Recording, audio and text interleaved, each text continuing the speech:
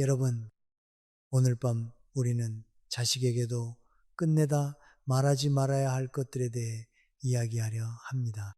나이가 들수록 사람은 이상하게도 말이 많아지고 싶어집니다. 외로워서 그렇고, 서운해서 그렇고, 내가 살아온 세월을 누군가 알아주었으면 해서 그렇습니다. 그러나 오래 살아보니 알게 됩니다. 가까운 사람이라고 해서 내 마음의 방을 전부 열어 보여주면 그 안을 따뜻하게 덮어주는 사람이 있는가 하면 언젠가 그 방의 구조를 기억해 두었다가 나를 가볍게 대하는 사람도 있다는 것을요. 자식이라고 다르지 않습니다. 이대로 지나가면 당신은 그 관계 안에서 끝까지 버티지 못할지도 모릅니다. 그러니 편안해지기 전에 잠시 시간을 내어 이 영상에 좋아요를 눌러주시고 구독해 주세요.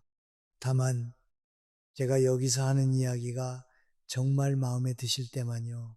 그리고 괜찮으시다면 지금 계신 곳의 위치와 현지 시간을 댓글로 남겨주세요. 같은 밤을 지나고 있다는 사실만으로도 누군가에게는 작은 위로가 됩니다.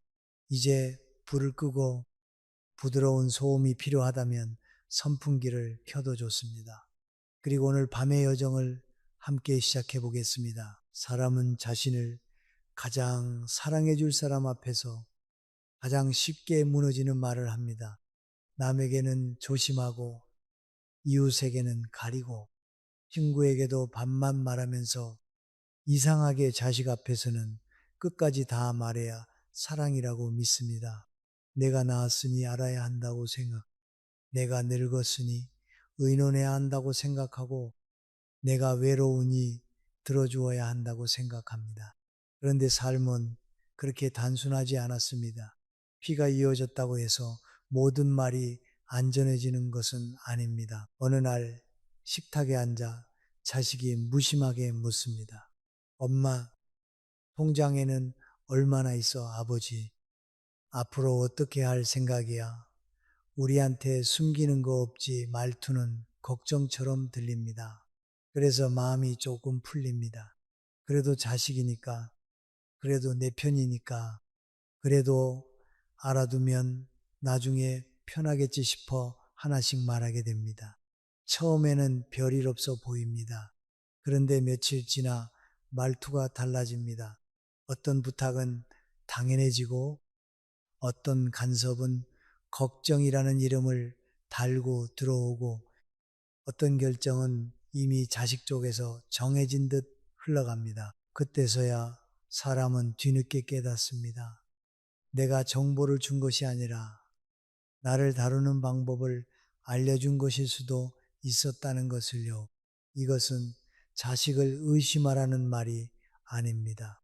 세상에서 가장 무서운 관계는 나쁜 사람이 있는 관계가 아니라 서로 너무 안다고 믿어서 조심을 잃어버린 관계입니다. 부모와 자식 사이도 그렇습니다. 너무 가까우면 예의가 사라지고 너무 많이 알면 무게가 줄어들고 너무 자주 드러내면 존중이 습관처럼 무너집니다. 부모가 자식에게 모든 것을 말하는 순간 자식은 부모를 더 깊이 이해할 수도 있지만 동시에 부모를 더 쉽게 판단할 수도 있습니다. 돈이 얼마 있는지 알면 마음속으로 계산이 생기고 부모가 무엇을 두려워하는지 알면 말끝에 힘이 실리고 부모가 얼마나 외로운지 알면 때로는 그 외로움이 협상의 약점이 됩니다. 사람 마음은 나쁘지 않아도 그렇게 움직입니다.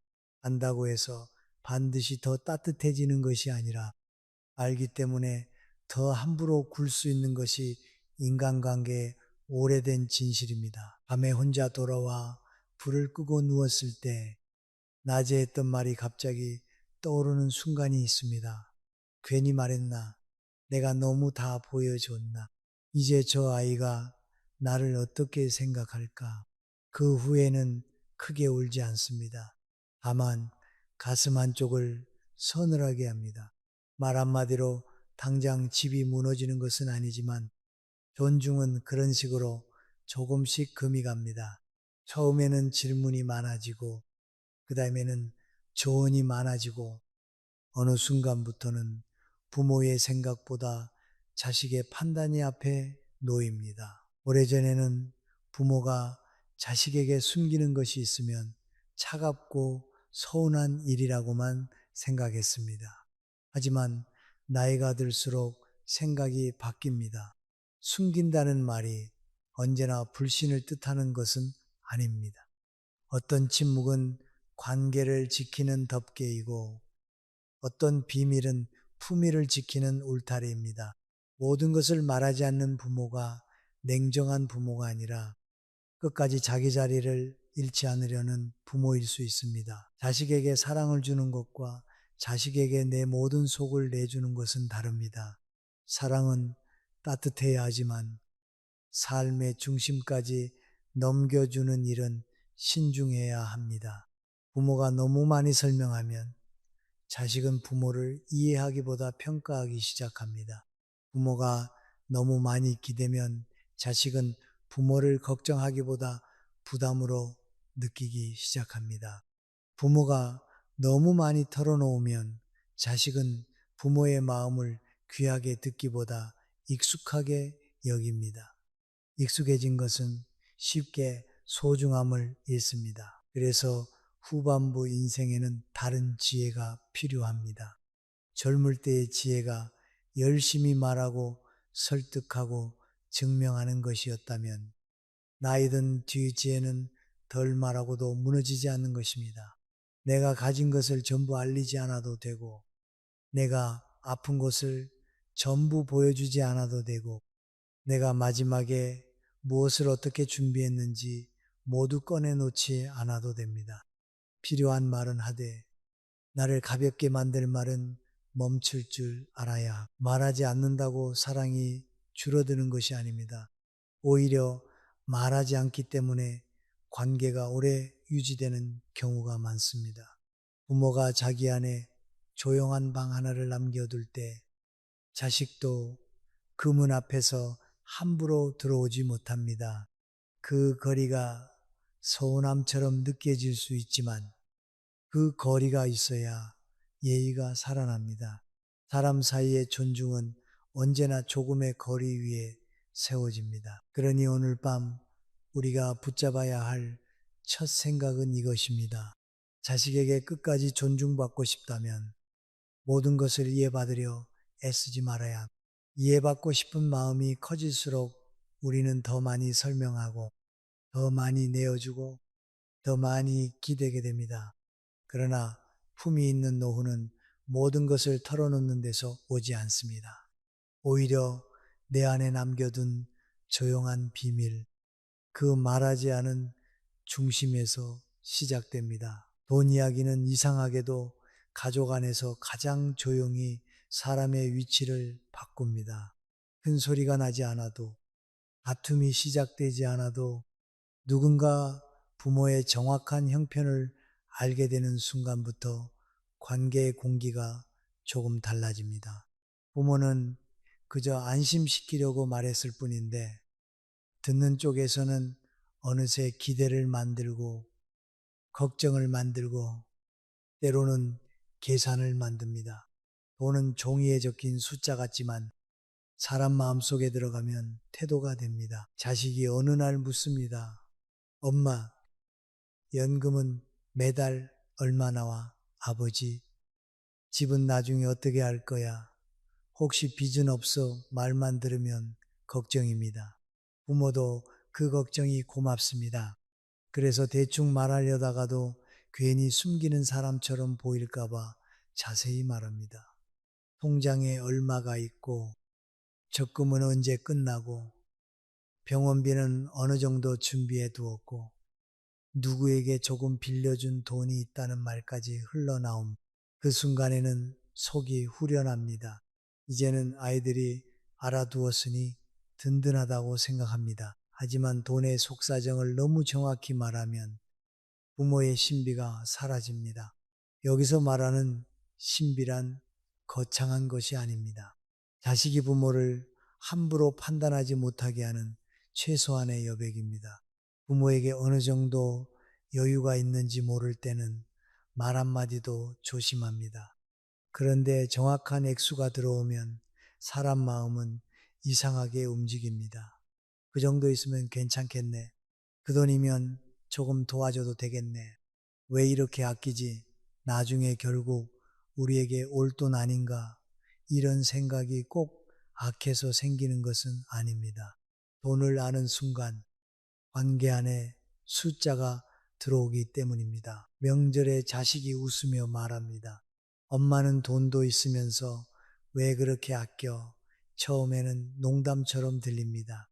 손주 학원비 이야기가 나오고 집 대출 이야기가 나오고 병원비 걱정은 아직 먼 일처럼 밀려납니다. 어느 날은 작은 부탁을 거절했을 뿐인데 자식의 얼굴이 굳습니다. 그 정도도 못해줘. 그 말 하나가 부모 마음을 오래 흔듭니다.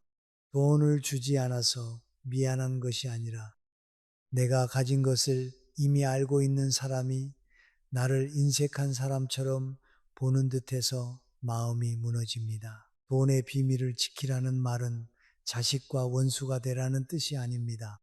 돈을 무조건 숨기고 아무 준비도 하지 말라는 말도 아닙니다. 다만 노후의 정확한 재산, 통장, 잔액, 빚의 세부 내용, 매달 남는 돈의 크기까지 모두 말하는 것은 너무 위험합니다. 돈은 부모의 마지막 자존심이기도 하고 마지막 선택권이기도 합니다. 그 선택권을 너무 일찍 남의 머릿속에 넣어주면 내 삶의 방향을 내가 정하기 어려워집니다. 사람 마음은 숫자를 들으면 비교합니다. 비교하면 기대가 생깁니다. 기대가 생기면 말투가 달라집니다. 이것이 관계의 차가운 진실입니다. 아무리 착한 자식이라도 부모의 형편을 너무 자세히 알면 부모를 한 사람의 어른으로 보기보다 하나의 자원처럼 바라보는 순간이 생길 수 있습니다. 그 순간 부모는 사랑받지 못해서가 아니라 너무 많이 공개했기 때문에 가벼워집니다.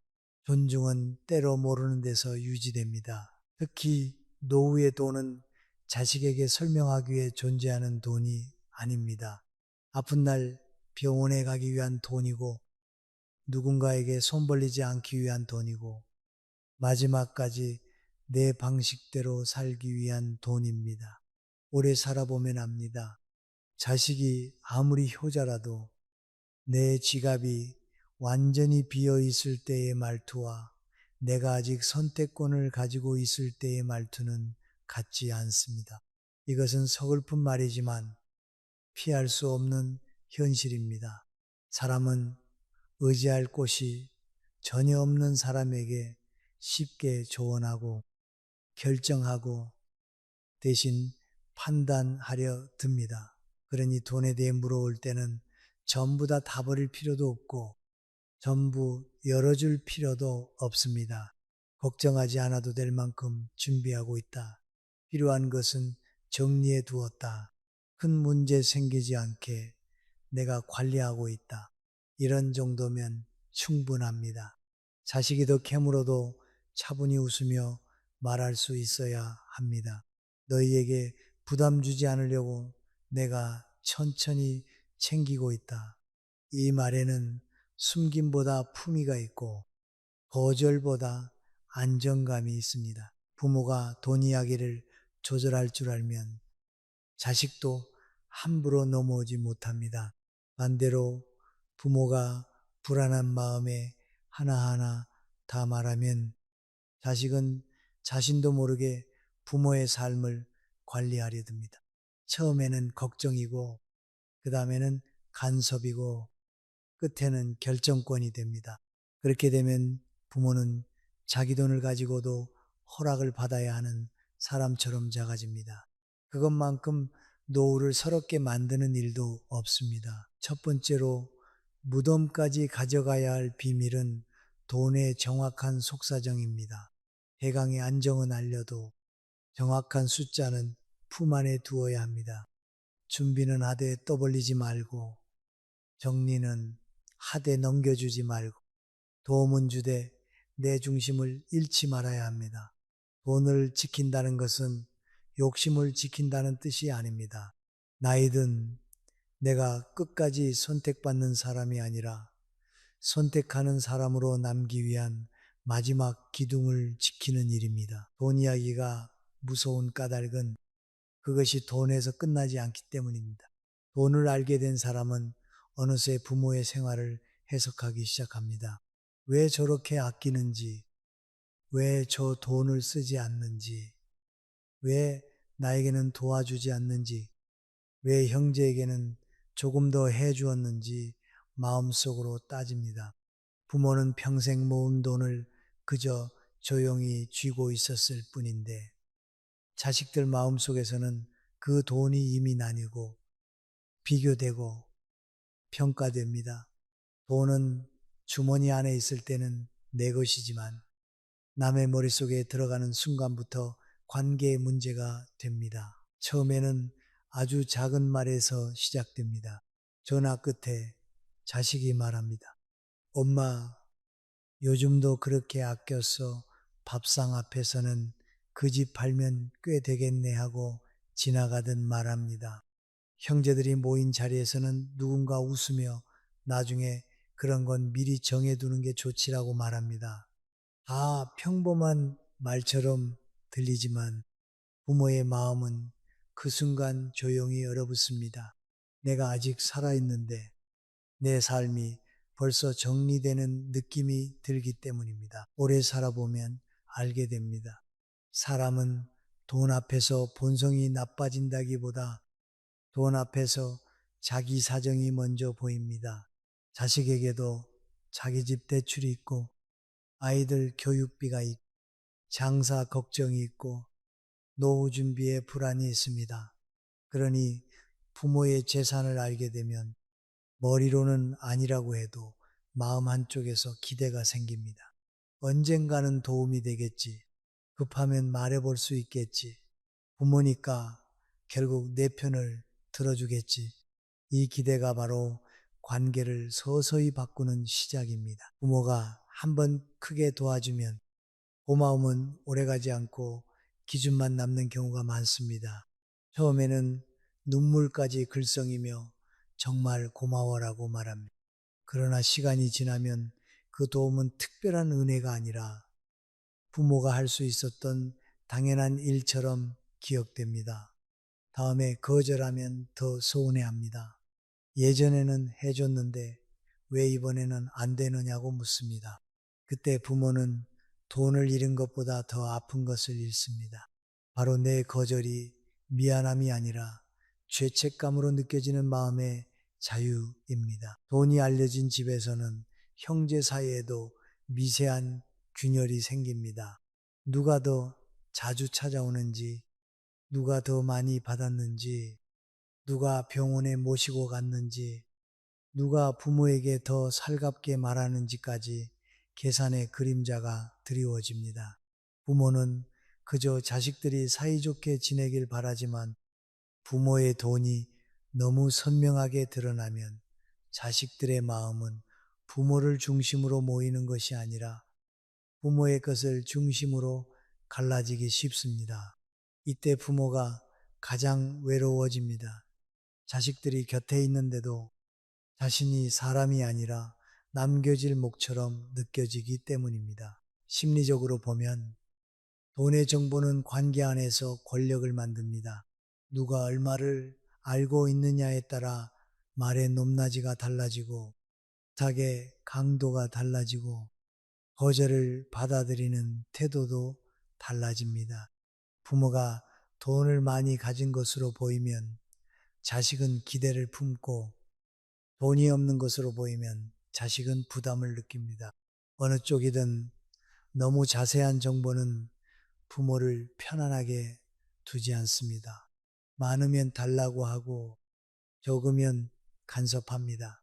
그래서 노후의 돈은 정확히 드러낼수록 부모를 자유롭게 하는 것이 아니라 오히려 부모를 설명해야 하는 자리로 밀어넣습니다. 집에 돌아와 혼자 앉아 가계부를 보다가 낮에 자식이 한 마리 떠오르는 순간이 있습니다.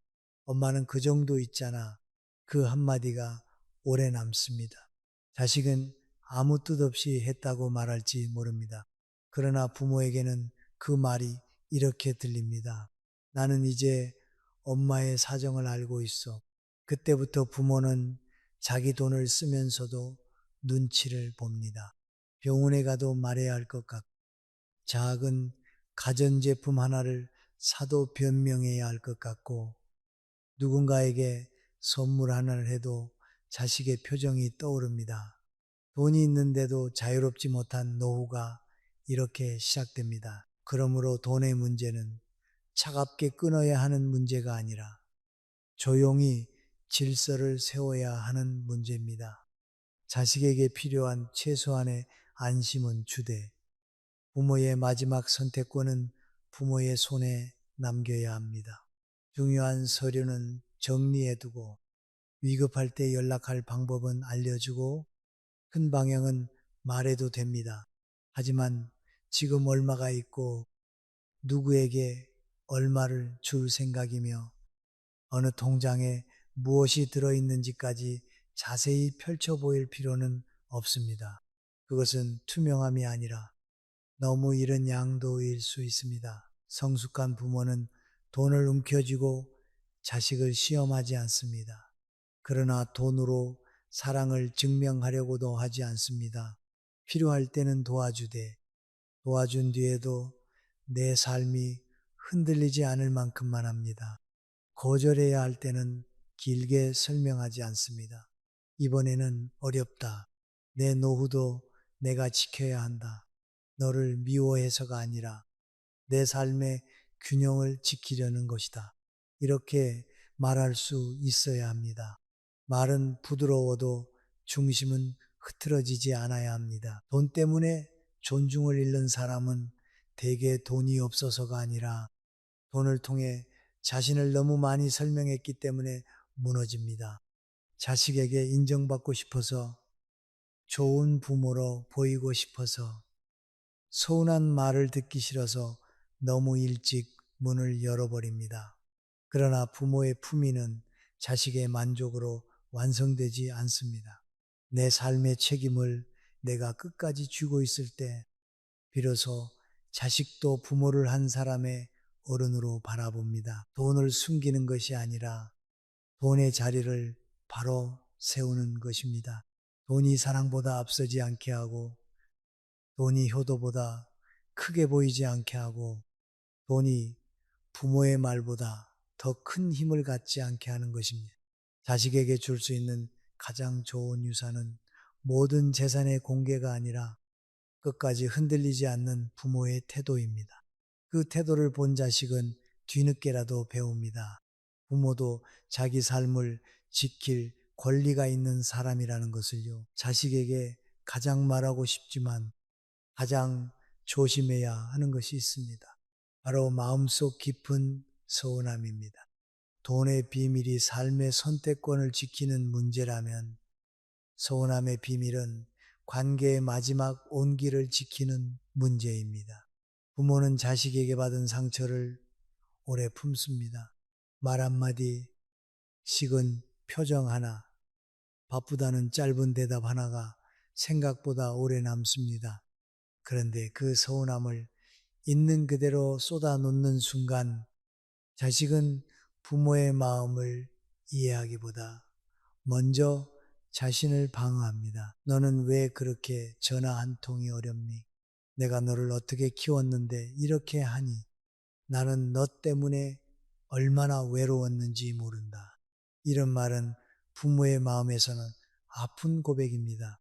그러나 듣는 자식의 귀에는 비난처럼 들어갑니다.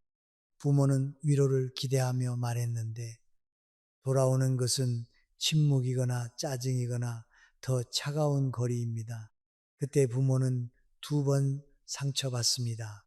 한 번은 자식에게 서운해서 아프고 또 한 번은 그 서운함을 말했는데도 받아들여지지 않아서 아픕니다. 저녁에 전화를 걸었는데 자식이 지금 바빠.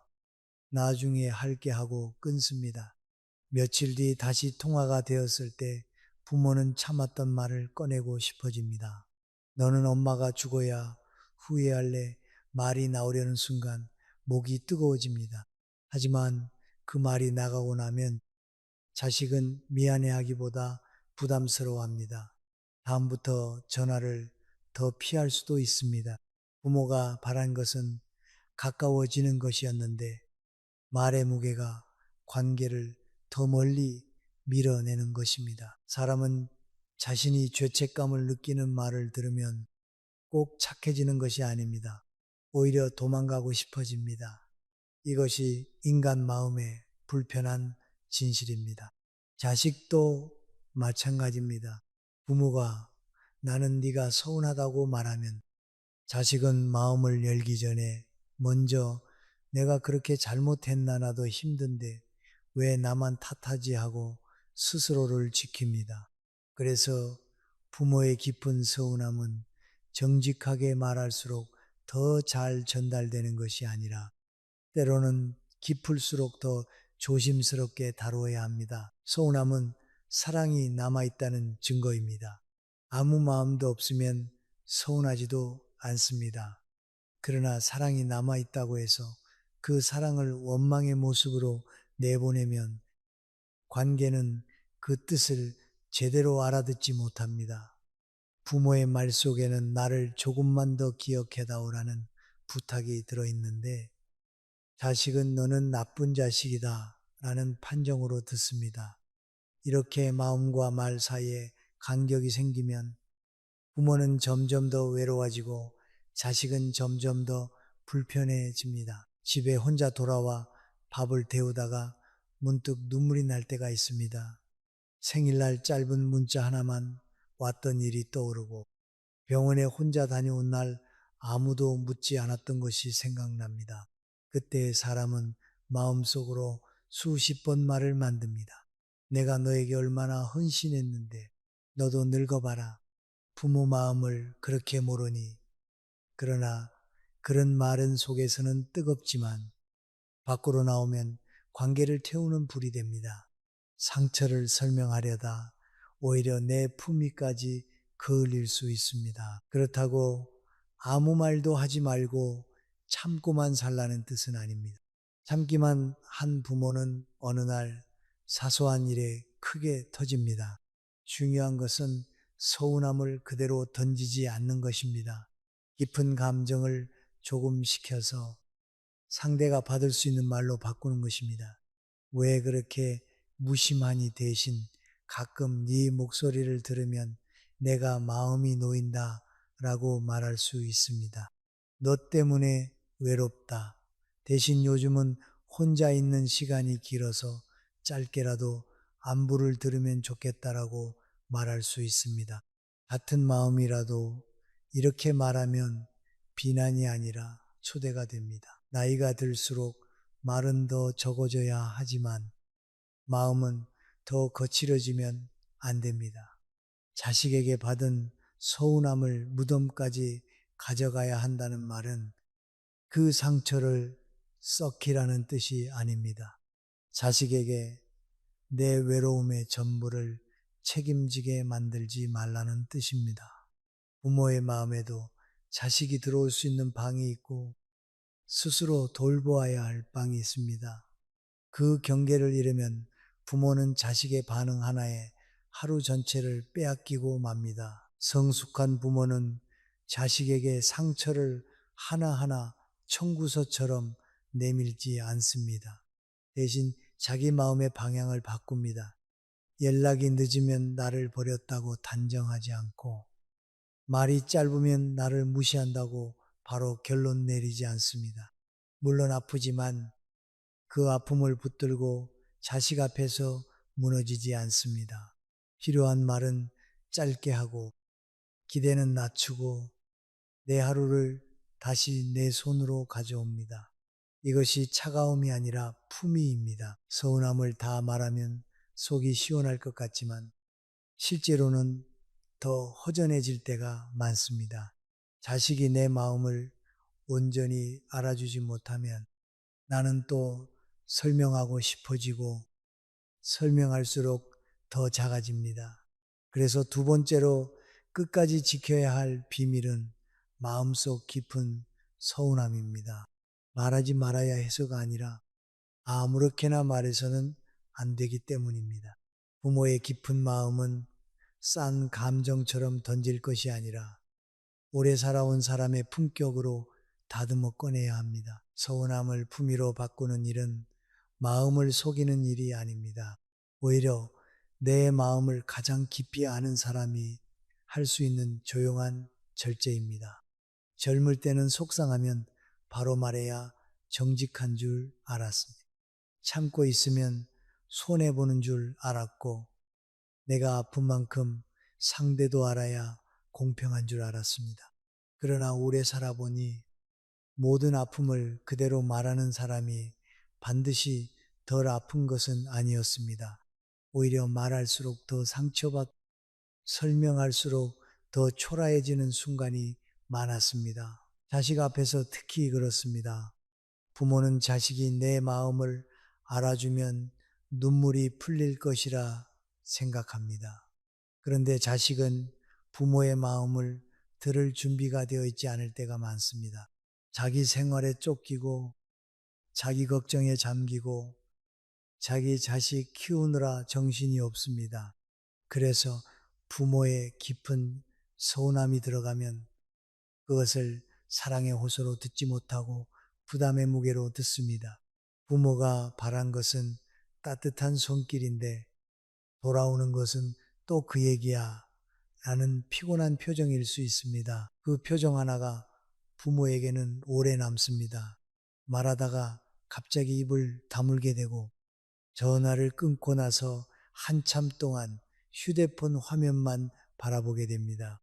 괜히 말했나 싶고 내가 너무 매달리는 사람처럼 보였나 싶습니다. 밤에 물 한 잔을 마시러 나왔다가 부엌 불빛 아래에서 마음이 서늘해집니다. 자식에게 기대고 싶었던 마음이 오히려 나를 더 외롭게 만든 것입니다. 사람 마음은 억지로 열 수 없습니다. 아무리 가까운 자식이라도 내가 원하는 순간에 내가 원하는 깊이만큼 내 마음을 받아줄 수는 없습니다. 이것을 인정하는 데 시간이 오래 걸립니다. 부모는 그 사실을 인정하면 버림받는 것 같아 두렵습니다. 하지만 사실은 그 반대입니다. 자식이 내 마음을 전부 책임질 수 없다는 것을 인정할 때 비로소 나는 자식에게 덜 흔들립니다. 덜 기대는 사람이 덜 사랑하는 것이 아닙니다.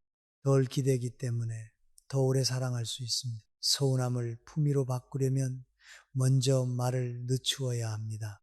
마음이 뜨거울 때 바로 말하지 않는 것입니다. 전화가 늦었다고 바로 너는 부모가 걱정도 안 되니 라고 하지 않는 것입니다. 찾아오지 않는다고 바로 내가 죽어야 오겠니라고 하지 않는 것입니다.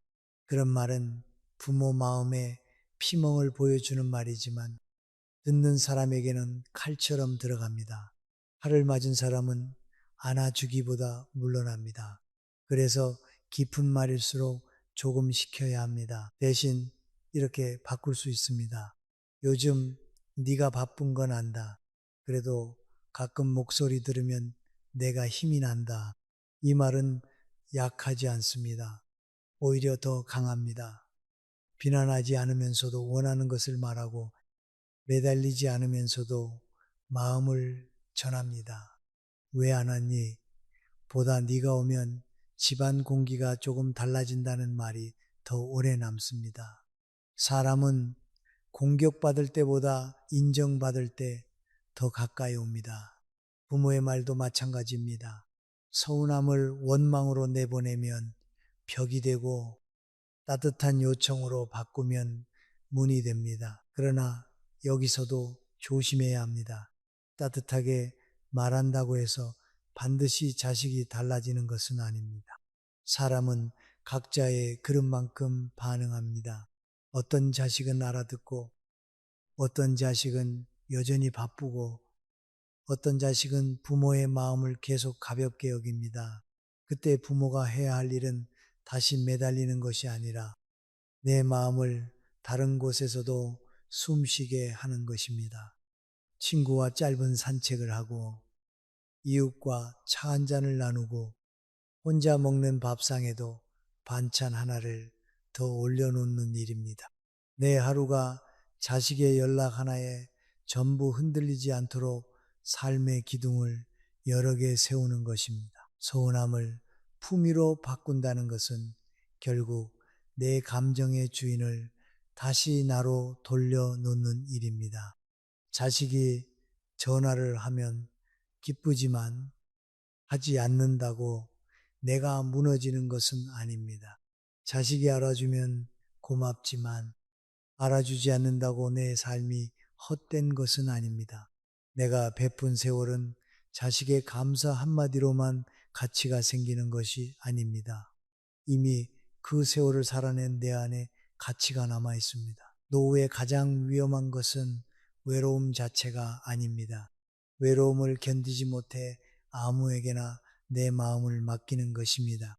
특히 자식에게 내 서운함을 전부 맡기면 자식의 작은 반응 하나가 내 존엄을 흔들게 됩니다.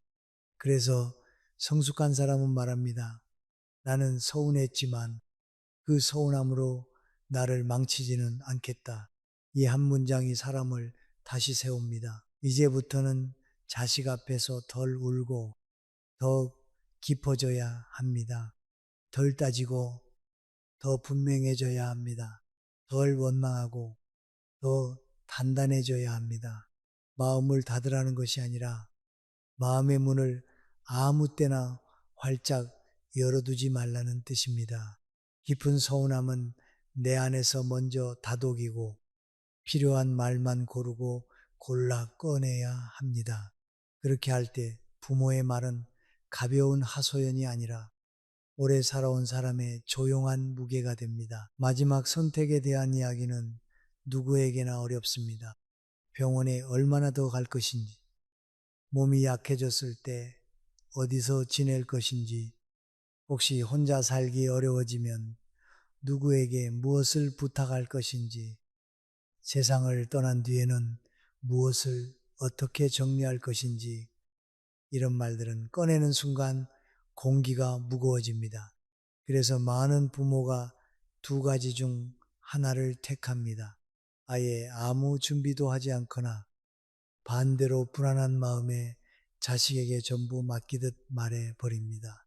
그런데 둘 다 노후의 품위를 지키기에는 위험합니다. 나는 나중에 너희가 알아서 해라. 이 말은 겉으로는 자식을 믿는 말처럼 들립니다. 그러나 깊이 들여다보면 내 마지막 문제를 남의 어깨에 올려놓는 말이 될 수 있습니다.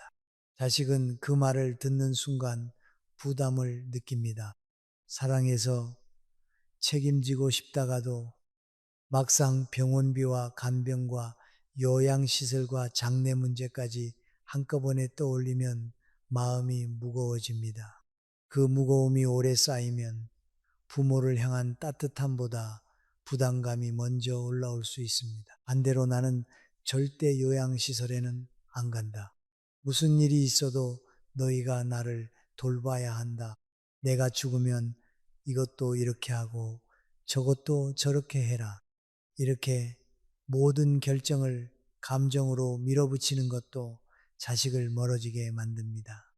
부모는 두려워서 말하는 것이지만 자식은 명령처럼 듣습니다. 부모의 불안은 자식에게 전달될 때 자주 짐의 모양으로 바뀝니다. 이것이 가족 사이에서 가장 슬픈 오해입니다. 병원 복도에서 검사 결과를 기다리다가 문득 생각이 많아질 때가 있습니다.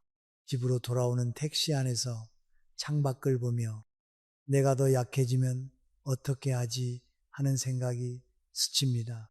저녁에 약 봉지를 정리하다가 자식에게 전화를 걸고 싶어집니다. 엄마가 나중에 힘들어지면 네가 좀 말은 거기까지 올라오다가 멈춥니다. 말하고 나면 마음은 조금 편해질지 몰라도 자식의 마음에는 오래 지워지지 않는 부담이 남을 수 있기 때문입니다. 그러나 말하지 않는 것과 준비하지 않는 것은 다릅니다. 세 번째로 끝까지 조심해야 할 비밀은 마지막 선택의 계획입니다. 이것은 아무에게도 말하지 말라는 뜻이 아닙니다. 감정적으로 떠넘기듯 말하지 말고 조용히 정리한 뒤 필요한 만큼만 알려야 한다는 뜻입니다. 병원 기록은 어디에 있는지, 비상연락처는 누구인지, 중요한 서류는 어디에 두었는지, 내가 원하는 기본 방향은 무엇인지 정도는 정리되어 있어야 합니다. 하지만 그 과정에서 너희가 나를 책임져야 한다는 식의 마음의 빚을 자식에게 씌우지 말아야 합니다. 사람은 남의 마지막을 책임져야 한다고 느끼는 순간 그 사람을 편안하게 사랑하기 어려워집니다. 자식도 마찬가지입니다. 부모를 사랑하지 않아서가 아닙니다. 책임이 너무 무거우면 사랑의 결이 거칠어집니다. 걱정은 간섭이 되고, 간섭은 짜증이 되고, 짜증은 말끝의 차가움으로 나옵니다. 부모는 그 차가움에 상처받고, 자식은 또 죄책감에 시달립니다. 준비되지 않은 마지막 문제는 가족 안에서 오래 아픈 그림자를 만듭니다. 성숙한 부모는 마지막 문제를 두려움으로 말하지 않습니다. 담담하게 정리합니다. 내 몸이 약해질 가능성을 인정하고 혼자 살기 어려운 날이 올 수도 있음을 받아들이고 자식의 삶도 함께 고려합니다. 나는 무조건 집에 있을 것이다 라고 고집하기보다 내가 혼자 지내기 어려워지면 현실적으로 가능한 방법을 보겠다라고 마음을 열어둡니다.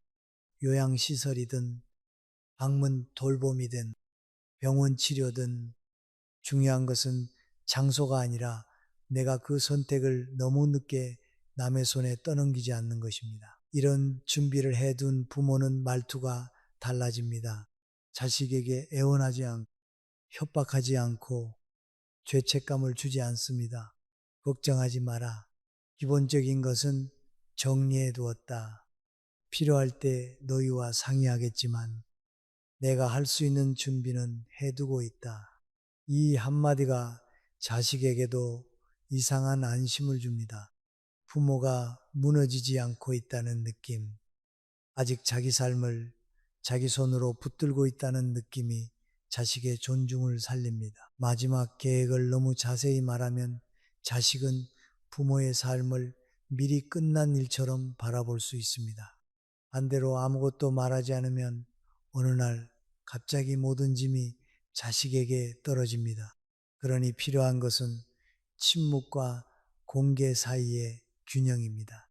서류는 정리하되 불안을 떠넘기지 않고 뜻은 남기되 감정으로 묶지 않고 도움은 요청하되 삶 전체를 맡기지 않는 것입니다. 이것이 후반부 인생의 깊은 예의입니다. 부모가 자기 마지막을 조용히 준비하면 자식은 부모를 불쌍한 사람으로만 보지 않습니다. 오히려 어렵고 무거운 문제까지 담담히 바라보는 어른으로 봅니다. 끝까지 존중받는 사람은 죽음이나 병을 피해서 존중받는 것이 아닙니다. 그 문제들 앞에서도 자기 태도를 잃지 않기 때문에 존중받습니다. 세 번째 비밀은 바로 그 태도입니다. 마지막 선택을 전부 드러내 자식의 마음을 흔드는 대신 조용히 준비하고 필요한 말만 남기는 것, 그것이 자식에게 짐이 되지 않으면서도 나 자신을 끝까지 가볍게 만들지 않는 길입니다. 자식이 캐묻는 말은 언제나 거칠게 들어오지 않습니다. 오히려 많은 경우 걱정처럼 들어옵니다. 엄마, 정확히 얼마 있어 아버지? 혹시 우리 모르게 정해둔 거 있어? 나중에 어떻게 할 건데 왜 그런 건 우리한테 말을 안 해? 이런 말을 들으면 부모의 마음은 흔들립니다. 숨기는 사람처럼 보이고 싶지 않고 자식을 못 믿는 부모처럼 보이고 싶지 않습니다. 그래서 말을 아끼려던 마음이 무너지고 결국 하지 않아도 될 말까지 흘러나옵니다. 하지만 오래 살아보면 알게 됩니다. 사랑하는 사람의 질문이라고 해서 모두 대답해야 하는 것은 아닙니다. 질문은 상대의 권리가 아니라 내가 허락할 때만 들어올 수 있는 문입니다. 자식이 묻는다고 해서 내 통장 깊숙한 곳까지 열어야 하는 것도 아니고 내 서운함의 바닥까지 보여주어야 하는 것도 아니고 내 마지막 선택에 모든 두려움을 넘겨주어야 하는 것도 아닙니다. 부모에게도 말하지 않을 권리가 있습니다. 그것은 불신이 아니라 자기 삶을 지키는 최소한의 품위입니다. 모임에서 누군가가 자식 이야기를 꺼내듯 집에서도 자식은 가볍게 묻습니다. 그거 왜 말 안 했어? 그 한마디에 부모는 괜히 죄인이 된 것 같습니다. 식탁 위에 놓인 국이 식어가는데도 마음은 점점 뜨거워집니다. 내가 뭘 잘못 숨겼나? 이 아이가 서운해하나? 그런 생각이 들면 부모는 설명을 시작합니다. 그러나 설명이 길어질수록 이상하게 부모의 자리는 작아집니다. 말이 많아지면 진심이 커지는 것이 아니라 방어하는 사람처럼 보일 때가 있습니다. 캐묻는 말에 흔들리지 않으려면 먼저 마음속에서 기준을 세워야 합니다. 내가 말해도 되는 것과 말하지 않아도 되는 것을 미리 정해두어야 합니다. 돈에 대해서는 생활에 큰 문제 없게 준비하고 있다 정도면 충분합니다. 서운함에 대해서는 가끔 네가 생각나고 목소리 들으면 좋다 정도면 충분합니다. 마지막 계획에 대해서는 필요한 것은 정리해 두었고 때가 되면 상의하겠다 정도면 충분합니다. 충분한 말을 충분한 선에서 멈추는 것이 나이 든 사람의 힘입니다. 자식이 더 물을 수도 있습니다. 그래도 정확히 알아야지. 우리가 가족인데 왜 말을 안 해? 나중에 문제 생기면 어떡하려고 그래? 그럴 때 화를 내면 관계는 바로 거칠어집니다. 반대로 겁을 먹고 다 말하면 내 경계가 무너집니다. 그러니 부드럽지만 단단한 말이 필요합니다. 네가 걱정하는 마음은 안다. 하지만 이 부분은 내가 조금 더 가지고 있으마. 필요한 때가 오면 말하겠다. 지금은 내가 감당할 수 있다. 이런 말은 문을 닫는 말이 아니라 문턱을 세우는 말입니다. 사람은 문턱이 없는 집에 함부로 들어옵니다. 관계도 그렇습니다. 부모가 늘 다 받아주고 다 설명하고 다 내어주면 자식은 어느 순간 그것을 당연하게 여깁니다. 처음에는 조심스럽게 묻던 것도 나중에는 요구가 됩니다. 처음에는 걱정하던 것도 나중에는 판단이 됩니다. 그래서 경계는 서운함을 만들기 위해 세우는 것이 아니라 함부로 당연해지는 것을 막기 위해 세우는 것입니다. 어떤 부모는 자식이 서운해 할까봐 겁이 납니다. 그래서 말합니다. 그래, 다 말해줄게. 그러나 자식의 서운함을 피하려다 내 평안을 잃으면 결국 더 큰 서운함이 돌아옵니다. 내가 너무 많이 말한 뒤에 자식의 태도가 달라지면 그때는 되돌리기 어렵습니다.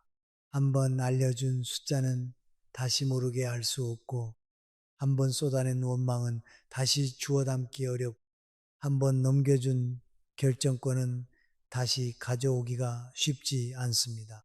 말은 입 밖으로 나가는 순간 내 손을 떠납니다. 그러니 캐묻는 말 앞에서 가장 먼저 지켜야 할 것은 침착함입니다. 대답을 늦추는 것도 방법입니다. 그건 내가 좀 더 생각해보고 말아마. 지금 당장 이야기할 문제는 아니다. 나도 정리하면서 천천히 보겠다. 이 짧은 말들이 부모를 지켜줍니다. 급하게 대답하지 않는 사람은 함부로 끌려가지 않습니다. 침착한 사람은 상대의 속도에 맞춰 무너지지 않습니다. 부모가 단단해진다는 것은 차가워진다는 뜻이 아닙니다. 자식에게 따뜻하게 밥을 차려줄 수 있고 안부를 물을 수 있고 필요할 때 도울 수 있습니다. 그러나 내 삶의 중심까지 쉽게 내어주지는 않습니다. 너를 사랑하지만 이 부분은 내가 지키겠다. 이 태도가 있어야 관계가 오래 갑니다. 사랑만 있고 경계가 없으면 언젠가 지치고, 경계만 있고 사랑이 없으면 관계가 얼어붙습니다. 후반부 인생의 지혜는 그 둘을 함께 들고 가는 것입니다. 자식이 아무리 캐물어도 무덤까지 가져가야 할 비밀이 있다는 말은 자식을 밀어내라는 말이 아닙니다. 부모가 자기 안의 중심을 잃지 말라는 말입니다. 캐묻는 말 앞에서 덜 설명하고, 덜 흔들리고, 덜 미안해해야 합니다. 대신 더 차분하게, 더 분명하게, 더 품위 있게 말해야 합니다. 걱정하지 마라. 내가 잘 챙기고 있다.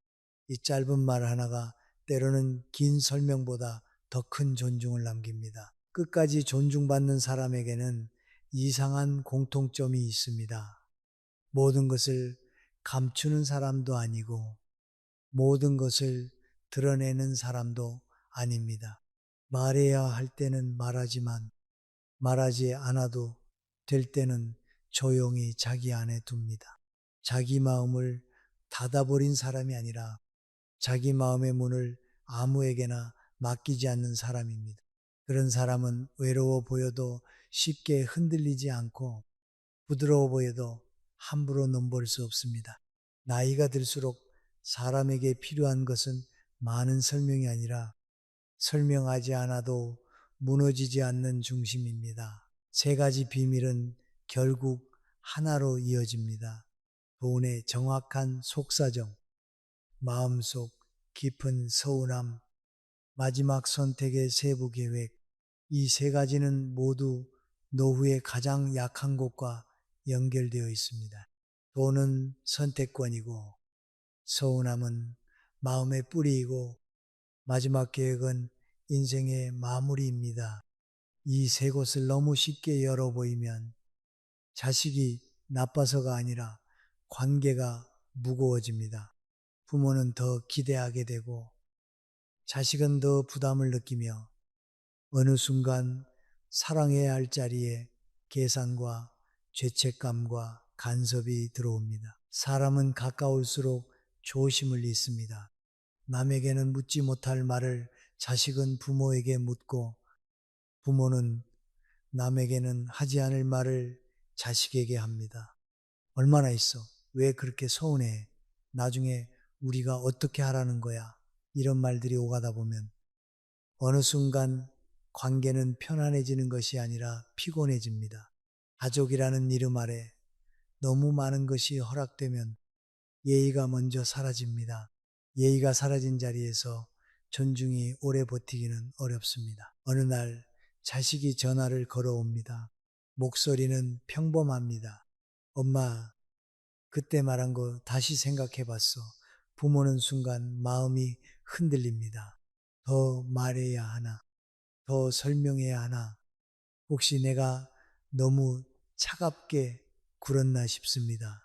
하지만 이제는 예전처럼 급히 마음의 문을 열지 않습니다. 잠시 숨을 고르고 말합니다. 걱정해줘서 고맙다.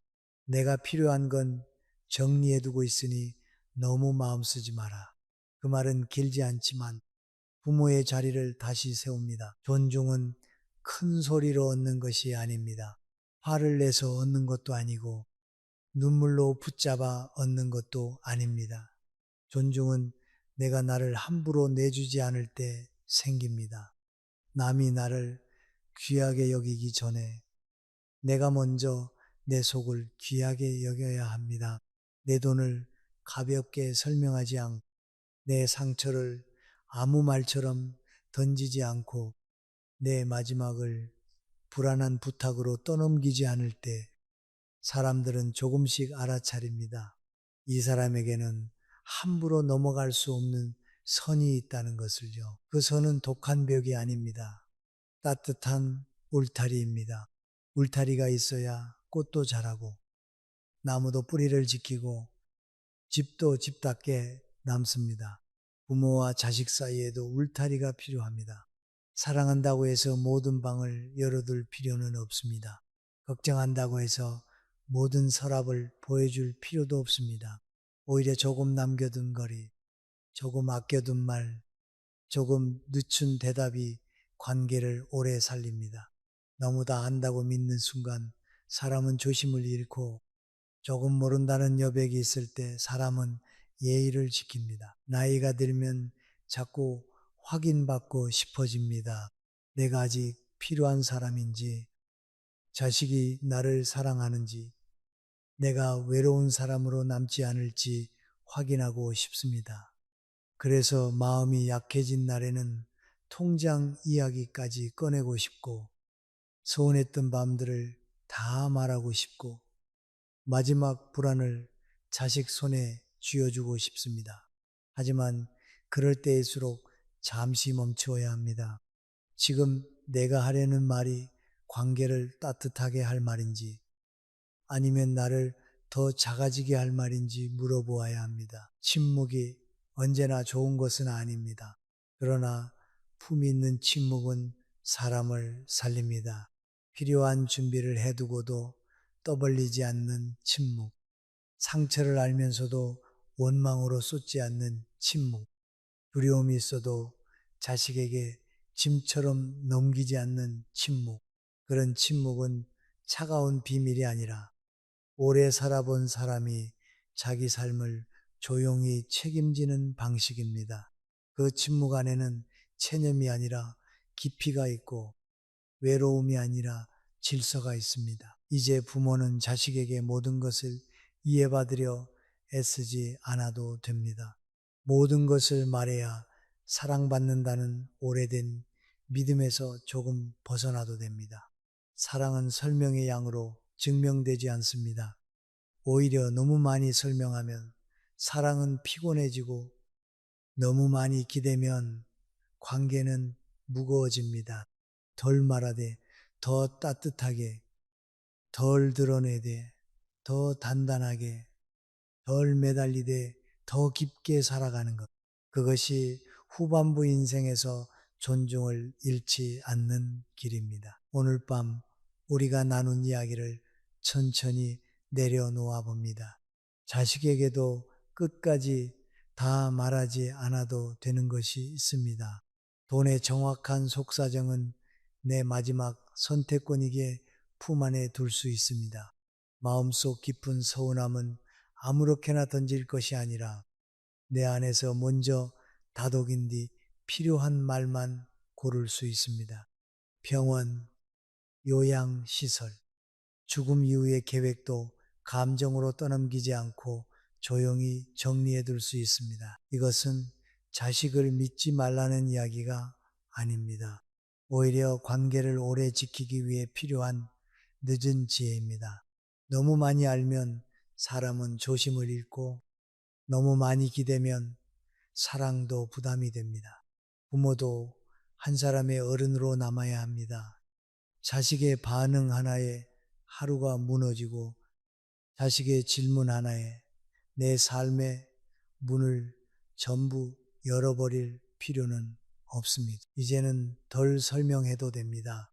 덜 미안해도 됩니다. 내 마음을 지키는 것이 이기적인 일이 아니며, 내 경계를 세우는 것이 차가운 일이 아닙니다. 품위는 큰 돈에서 오는 것도 아니고, 자식의 인정에서만 오는 것도 아닙니다. 내가 나를 함부로 내주지 않을 때 조용히 생깁니다. 오늘 이후로 조금 더 가벼운 마음으로 살아도 됩니다. 자식에게 사랑을 주되 내 중심까지 넘기지 말고, 서운함이 있어도 나를 망치지 말고, 마지막 날을 두려워하되 미리 품위 있게 준비하면 됩니다. 당신은 끝까지 존중받을 자격이 있습니다. 당신의 침묵도, 경계도, 평안도 지켜질 자격이 있습니다. 여러분, 오늘 밤 우리는 기분이 좋아서 무심코 뱉은 말 한마디가 어떻게 사람 마음속에 오래 남는 금이 되는지 이야기합니다. 사람은 자기가 한 말은 쉽게 잊지만 그 말을 들으며 마음이 작아진 사람은 오래 기억합니다. 나이가 들수록 더 무서운 것은 큰 싸움이 아닙니다. 아무 일 아닌 듯 지나간 말 한마디가 어느 날부터 인사도 짧아지고 연락도 뜸해지고 얼굴을 마주해도 예전처럼 따뜻하지 않게 만드는 일입니다. 이대로 지나가면 당신은 그 관계 안에서 끝까지 버티지 못할지도 모릅니다. 오늘 이야기는 단순히 자랑하지 말라는 말이 아닙니다. 내 품위와 존중을 지키는 말의 무게에 관한 이야기입니다. 그러니 편안해지기 전에 잠시 시간을 내어 이 영상에 좋아요를 눌러주시고 구독해 주세요. 다만 제가 여기서 하는 이야기가 정말 마음에 드실 때만요. 그리고 지금 이 영상을 듣고 계신 곳이 어디인지, 그곳의 현지 시간이 몇 시인지 댓글로 남겨주세요. 이제 불을 끄고 부드러운 소음이 필요하다면 선풍기를 켜도 좋습니다. 그리고 오늘 밤의 여정을 함께 시작해 보겠습니다. 사람은 자랑을 들을 때 박수를 치는 것 같지만 마음속에서는 조용히 거리를 재기 시작합니다. 이것을 젊을 때는 잘 모릅니다. 젊을 때는 내가 잘된 일을 말하면 상대도 함께 기뻐해 줄 것이라 믿습니다. 그러나 세월을 지나보면 알게 됩니다. 사람의 마음은 그렇게 넓기만 하지 않습니다. 특히 각자 견디고 있는 고통이 있을 때 누군가의 좋은 소식은 축하보다 먼저 비교를 불러옵니다. 모임 자리에서 누군가가 웃으며 말합니다. 요즘 우리 집은 참 일이 잘 풀려 별 뜻 없이 한 말입니다. 정말 기뻐서 나온 말입니다. 그런데 그 앞에 앉은 사람은 며칠 전 자식과 크게 다투고 왔을 수 있습니다. 옆에 있던 사람은 병원비 걱정으로 밤잠을 설치고 있을 수 있습니다. 또 다른 사람은 겉으로는 웃고 있지만 집에 돌아가면 불 꺼진 방에서 혼자 밥을 먹어야 하는 사람일 수 있습니다.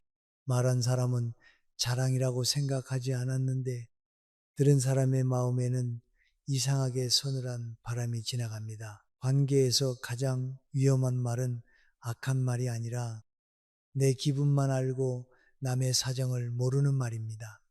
사람은 대놓고 무시당했을 때만 상처받지 않습니다.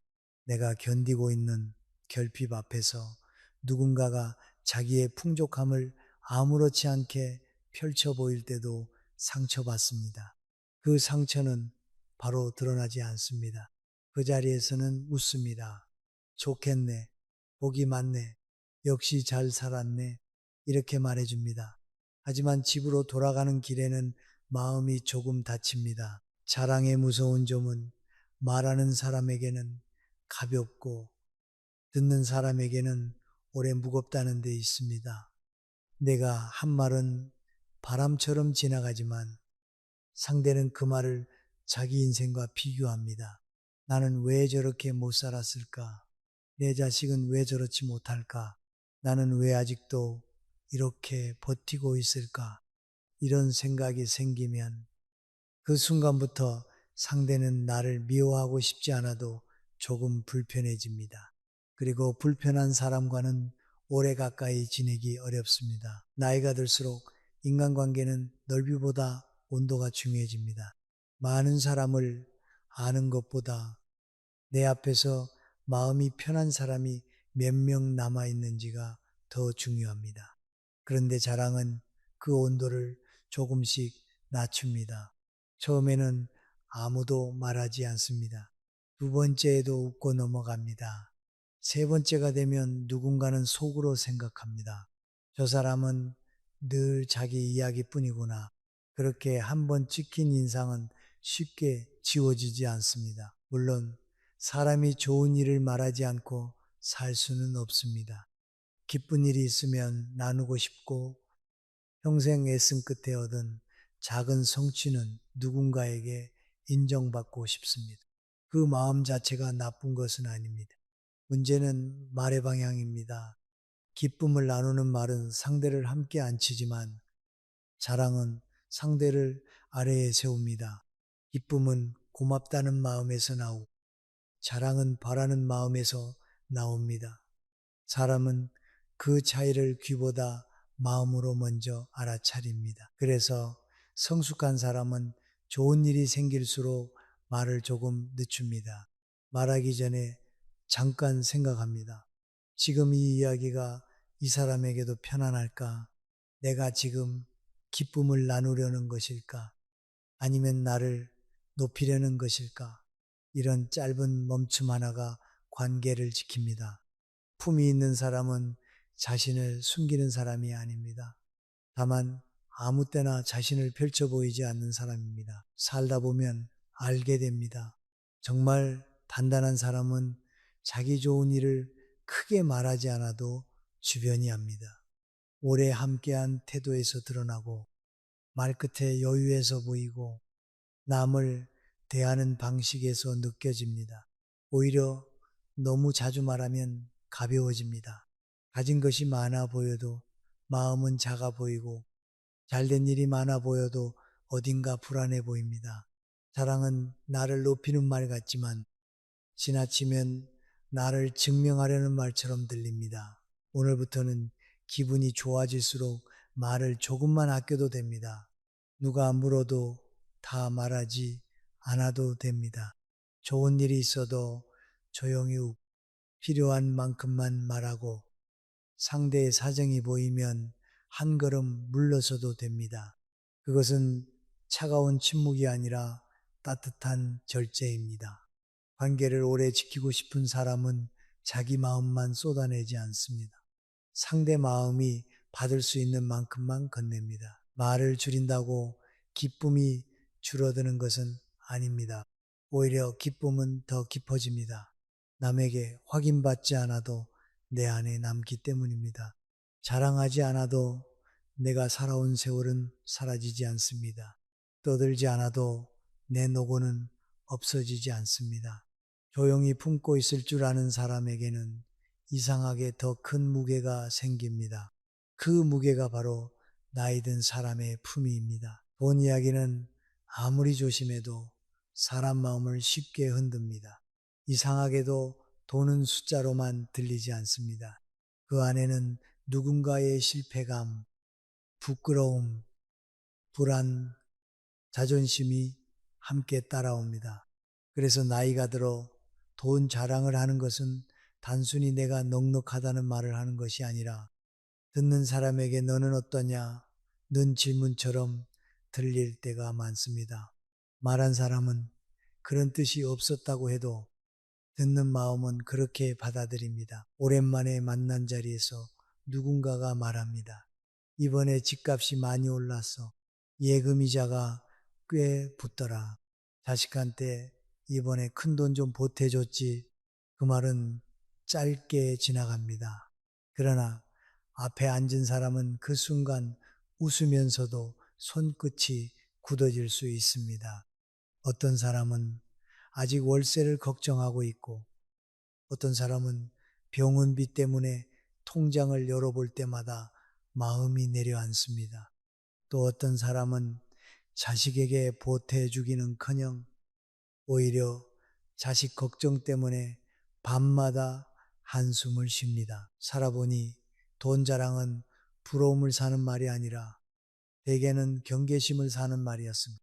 사람은 돈 많은 사람을 반드시 존중하지 않습니다. 오히려 돈을 말로 자주 꺼내는 사람을 가볍게 봅니다. 저 사람은 돈으로 자기 가치를 증명하려 하나 보다. 저 사람 앞에서는 내 형편을 말하면 안 되겠다. 이런 생각이 생기면 관계는 편안함을 잃습니다. 편안함을 잃은 관계에서는 진심이 오래 머물지 못합니다. 돈은 드러낼수록 두 가지 시선을 부릅니다. 하나는 계산하는 시선이고 다른 하나는 질투하는 시선입니다. 누군가는 당신을 더 이상 한 사람으로 보지 않고 가진 사람으로 보기 시작합니다. 부탁할 일이 생기면 당신을 떠올리고 부담스러운 돈 이야기가 나오면 은근히 당신에게 기대려 합니다. 반대로 누군가는 당신의 넉넉함을 보며 자기 부족함을 떠올리고 그 불편한 마음을 당신에 대한 미움으로 바꾸기도 합니다. 돈 자랑은 그래서 관계의 방향을 흐립니다. 더 조심해야 할 것은 자식에게 준 돈을 말하는 습관입니다. 나는 애들 집 살 때 이만큼 해줬다. 손주 교육비도 내가 보탰다. 우리 집은 그래도 부모 노릇 제대로 했다. 이런 말은 스스로는 뿌듯함일 수 있지만 듣는 사람에게는 비교의 칼이 됩니다. 자식에게 해주고 싶어도 못 해준 부모가 있습니다. 해줬지만 고맙다는 말 한마디 제대로 듣지 못한 부모도 있습니다. 그런 사람 앞에서 내 베풀물 말하는 것은 본의 아니게 그 사람의 아픈 곳을 누르는 일이 됩니다. 돈 이야기가 무서운 까닭은 한번 나온 말이 다시 거둬지지 않기 때문입니다. 사람들은 당신의 통장 잔고를 정확히 알지 못해도 당신이 넉넉하다고 느끼면 태도가 달라집니다. 어떤 이는 더 가까이 오고 어떤 이는 멀어집니다. 가까이 오는 사람도 꼭 따뜻해서 오는 것은 아닙니다. 멀어지는 사람도 꼭 나빠서 멀어지는 것은 아닙니다. 돈이 관계 안에 들어오는 순간 순수했던 마음들이 조금씩 계산을 시작하는 것입니다. 집에 돌아와 불을 끄고 누웠을 때 문득 후회가 밀려오는 말들이 있습니다. 그 얘기는 하지 말걸. 왜 굳이 금액까지 말했을까? 그 사람 표정이 그때 조금 굳었지. 이런 후회는 늦게 옵니다. 말할 때는 분위기가 좋았고 사람들도 웃어 주었기 때문입니다. 그러나 사람 마음은 웃는 얼굴만 보고는 알 수 없습니다. 어떤 상처는 그 자리에서 소리나지 않고 집으로 돌아간 뒤 조용히 깊어집니다. 성숙한 사람은 돈을 숨기기 위해 침묵하는 것이 아닙니다. 관계를 지키기 위해 돈을 가볍게 말하지 않습니다. 돈은 필요한 자리에서만 말해야 합니다. 계약할 때, 가족과 책임을 나눌 때, 현실적인 결정을 할 때는 분명히 말해야 합니다. 그러나 인정받기 위해, 우월해 보이기 위해, 외로움을 달래기 위해 돈 이야기를 꺼내는 순간 그 말은 나를 지켜주지 못합니다. 오히려 나를 쉽게 보이게 만듭니다. 돈이 있다는 것을 보여주는 가장 품위 있는 방법은 돈을 말하지 않는 것입니다. 필요한 사람에게 조용히 쓰고 고마운 사람에게 조용히 갚고 내 노후를 위해 조용히 지키는 것입니다. 자랑으로 흘러나온 돈은 나를 보호하지 못하지만 침착하게 지킨 돈은 내 삶을 보호합니다. 나이가 들수록 돈보다 더 중요한 것은 돈 때문에 사람 마음을 잃지 않는 일입니다. 그러니 앞으로는 누가 형편을 물어도 다 말하지 않아도 됩니다. 그럭저럭 지냅니다. 크게 부족하지 않으면 감사한 일이죠. 이 정도면 충분합니다. 내 돈의 크기를 설명하지 않아도 내 삶의 무게는 줄어들지 않습니다. 오히려 덜 말할수록 사람들은 당신을 더 함부로 계산하지 못합니다. 돈 자랑을 멈춘 사람은 가난해 보이는 것이 아니라 함부로 들여다볼 수 없는 사람으로 남습니다. 자식 자랑은 부모에게 가장 달콤한 말이지만 듣는 사람에게는 가장 조용한 벽이 되기도 합니다.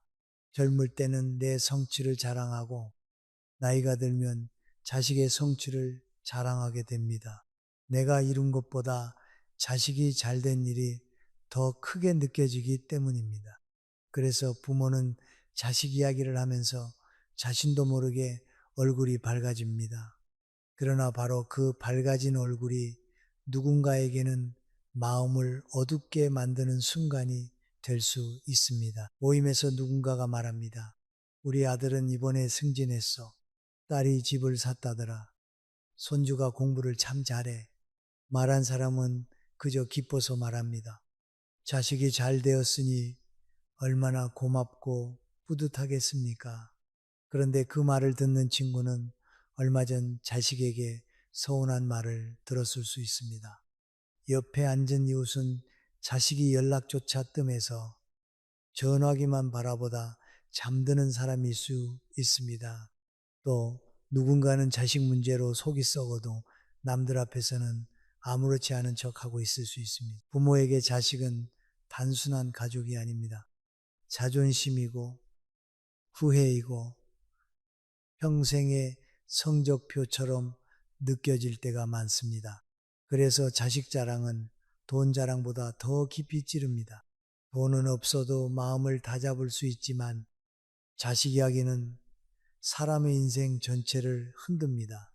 나는 어디서 잘못했을까? 내 자식은 왜 저렇게 되지 못했을까? 나는 부모로서 부족했나? 이런 생각이 들면 상대는 당신을 미워하고 싶지 않아도 마음이 다칩니다. 살아보니 자식 자랑은 대개 자식을 높이는 말로 끝나지 않았습니다. 그 말은 은근히 부모 자신을 높이는 말처럼 들리기 쉬웠습니다. 내가 잘 키웠다. 우리 집은 제대로 됐다. 나는 부모 노릇을 성공했다.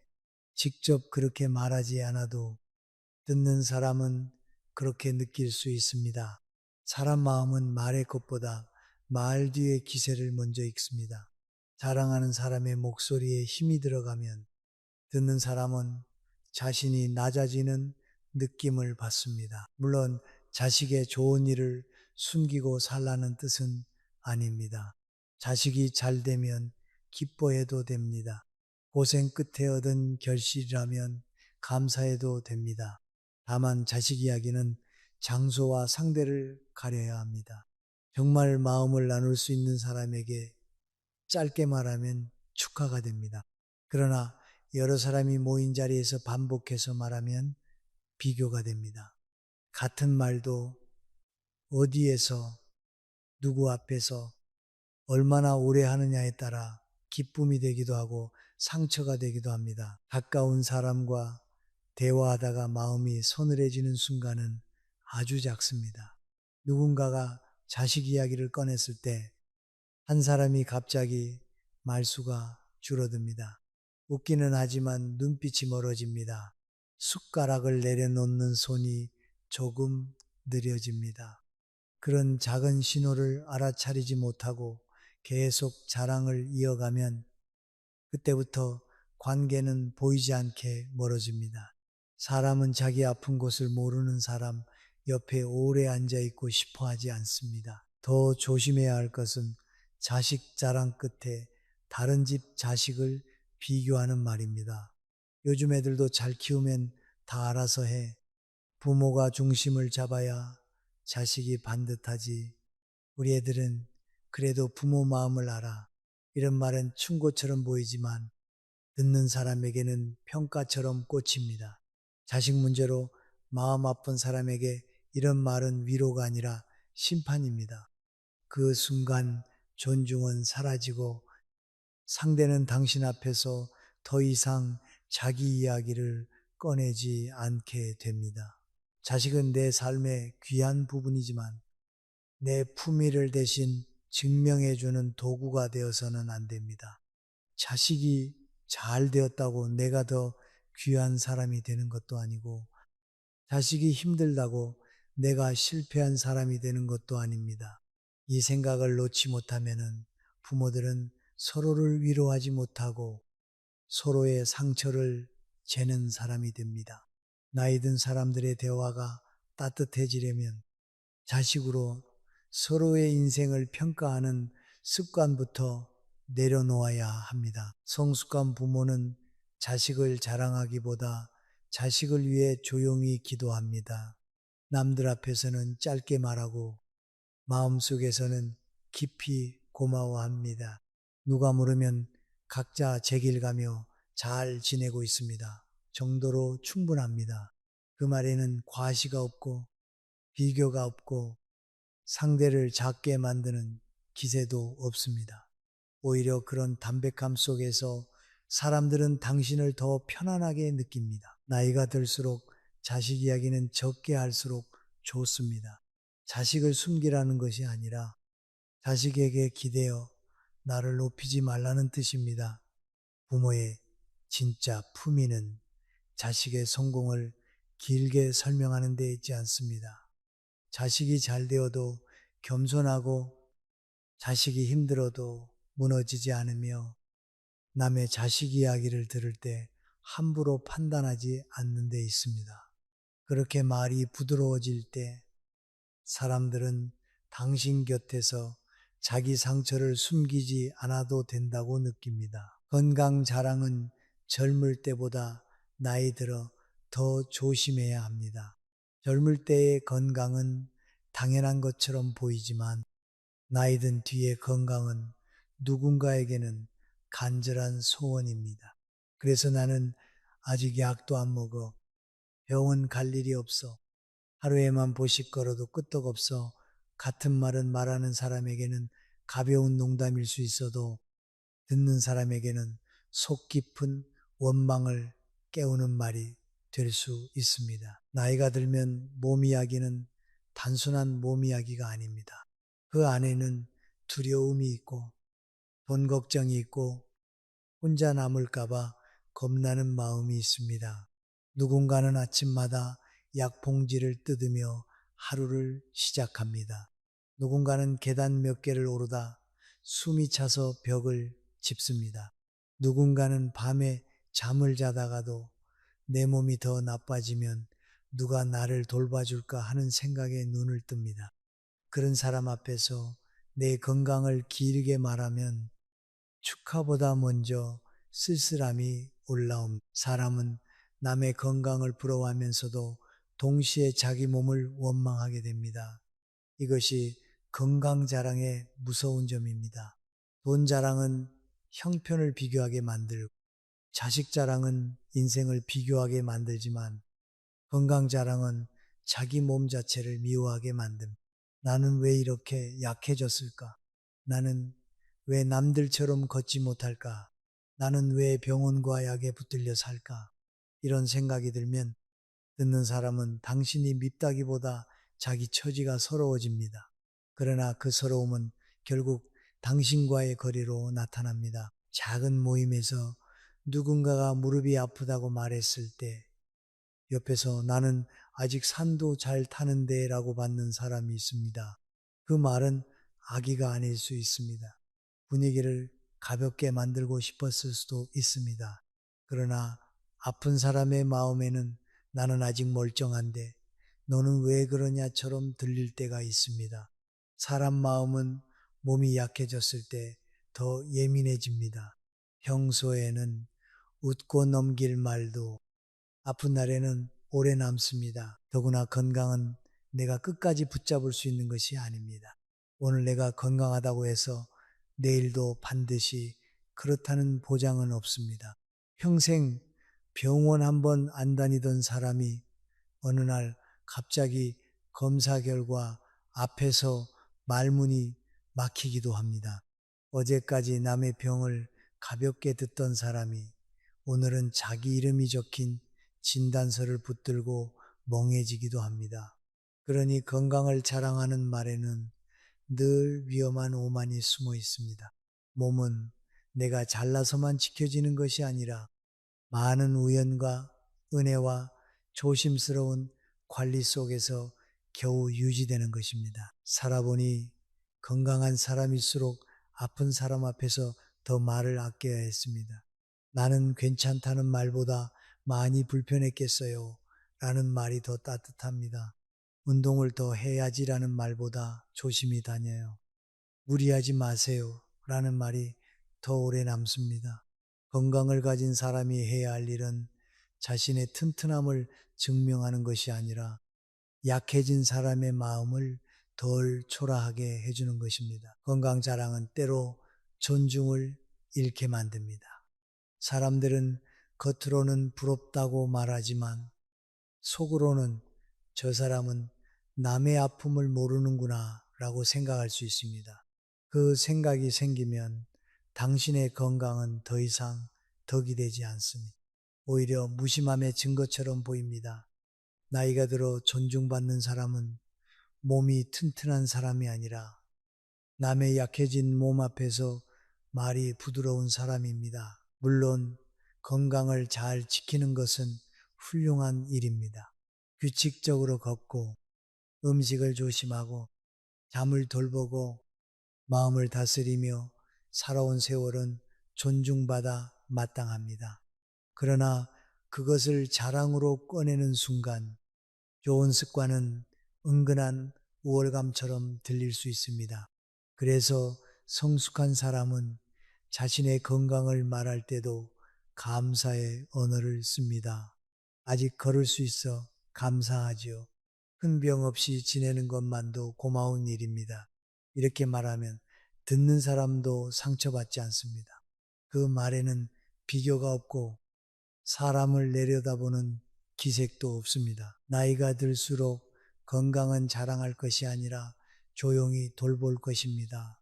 남에게 보이기 위해 걷는 것이 아니라 내 하루를 지키기 위해 걷는 것입니다.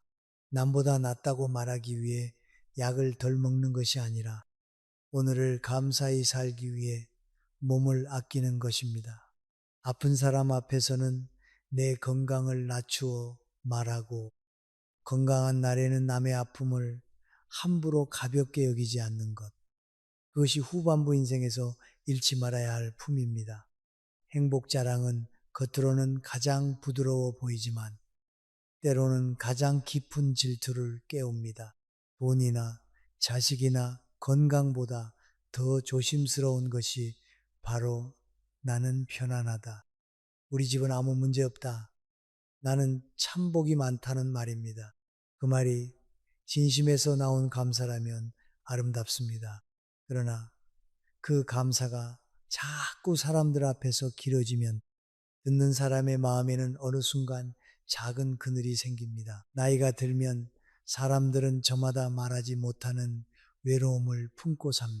부부가 함께 살아도 마음이 멀어진 사람이 있고 자식이 있어도 전화 한 통 기다리며 하루를 보내는 사람이 있습니다. 겉으로는 평온해 보여도 집에 돌아가 문을 닫는 순간 갑자기 방 안의 공기가 차갑게 느껴지는 사람이 있습니다. 그런 사람 앞에서 나는 남편이 참 잘해줘. 우리 애들은 주말마다 꼭 와. 나는 요즘 하루하루가 너무 행복해라고 길게 말하면 그 말은 축복처럼 들리기보다 자신의 빈자리를 확인시키는 소리처럼 들릴 수 있습니다. 사람은 남의 행복을 미워하고 싶어 하지 않습니다. 대부분은 진심으로 축하해주고 싶어 합니다. 그러나 자기 마음이 너무 지쳐 있을 때는 남의 평안이 자신을 꾸짖는 것처럼 느껴질 때가 있습니다. 나는 왜 저렇게 살지 못했을까? 나는 왜 늘 혼자 견뎌야 할까? 나는 무엇을 잘못해서 이렇게 되었을까? 이런 생각이 들면 상대의 행복은 더 이상 따뜻한 이야기가 아니라 내 삶을 비추는 차가운 거울이 됩니다. 작은 식사 자리에서 누군가가 말합니다. 우리는 아직도 아침마다 같이 산책해. 그 말에 모두가 웃습니다. 그런데 한쪽에 앉은 사람은 얼마 전 배우자를 떠나보냈을 수 있습니다. 누군가가 우리 집은 명절마다 다 모여서 시끌벅적해라고 말할 때 맞은편 사람은 명절마다 불 꺼진 거실에 혼자 앉아 있었을 수 있습니다. 이런 순간 사람들은 대놓고 상처받았다고 말하지 않습니다. 다만 다음부터 그 자리를 조금 피하게 됩니다. 행복 자랑이 위험한 까닭은 그것이 선한 얼굴을 하고 있기 때문입니다. 말하는 사람은 나쁜 의도가 없습니다. 오히려 감사한 마음으로 말합니다. 하지만 관계에서 의도보다 중요한 것은 상대 마음에 남는 흔적입니다. 내 말이 아무리 밝아도 듣는 사람의 어두운 곳을 너무 오래 비추면 그 빛은 위로가 아니라 부담이 됩니다. 사람은 자기 결핍이 들킨 것 같은 자리에서 오래 머물고 싶어 하지 않습니다. 더구나 행복을 자꾸 말로 증명하려는 사람은 오히려 불안해 보일 때가 있습니다. 정말 깊이 평안한 사람은 자기 행복을 크게 설명하지 않습니다. 조용히 차를 따르고 남의 이야기를 끝까지 듣고 작은 일에도 감사하지만 그것으로 남을 누르지 않습니다. 행복은 떠들수록 얇아지고 품을수록 깊어집니다. 많이 말한다고 더 행복해지는 것이 아닙니다. 오히려 말이 많아질수록 사람들은 그 행복의 진짜 무게를 의심하기도 합니다. 살아보니 행복은 자랑할 때보다 나눌 때 빛났습니다. 나는 행복해라고 말하는 것보다 외로운 사람에게 안부를 묻는 것이 더 따뜻합니다. 우리 집은 좋아 라고 말하는 것보다 힘든 사람의 사정을 조용히 들어주는 것이 더 깊습니다. 내 평안을 설명하는 것보다 상대가 잠시라도 덜 초라해지게 해주는 것이 더 큰 덕입니다. 행복한 사람이 할 일은 자기 행복을 전시하는 것이 아니라 그 행복에서 나온 여유로 남의 마음을 덜 아프게 하는 것입니다. 물론 좋은 가정, 좋은 배우자, 평온한 노후는 감사해야 합니다. 그것을 부끄러워할 필요는 없습니다. 다만 감사는 하늘을 향할 때 가장 깨끗하고 자랑은 사람들 앞에서 길어질 때 가장 위험합니다. 덕분에 잘 지냅니다. 요즘은 큰일 없이 지내는 것만도 고맙지요. 이 정도면 충분합니다. 그 짧은 말 안에는 감사도 있고 절제도 있습니다.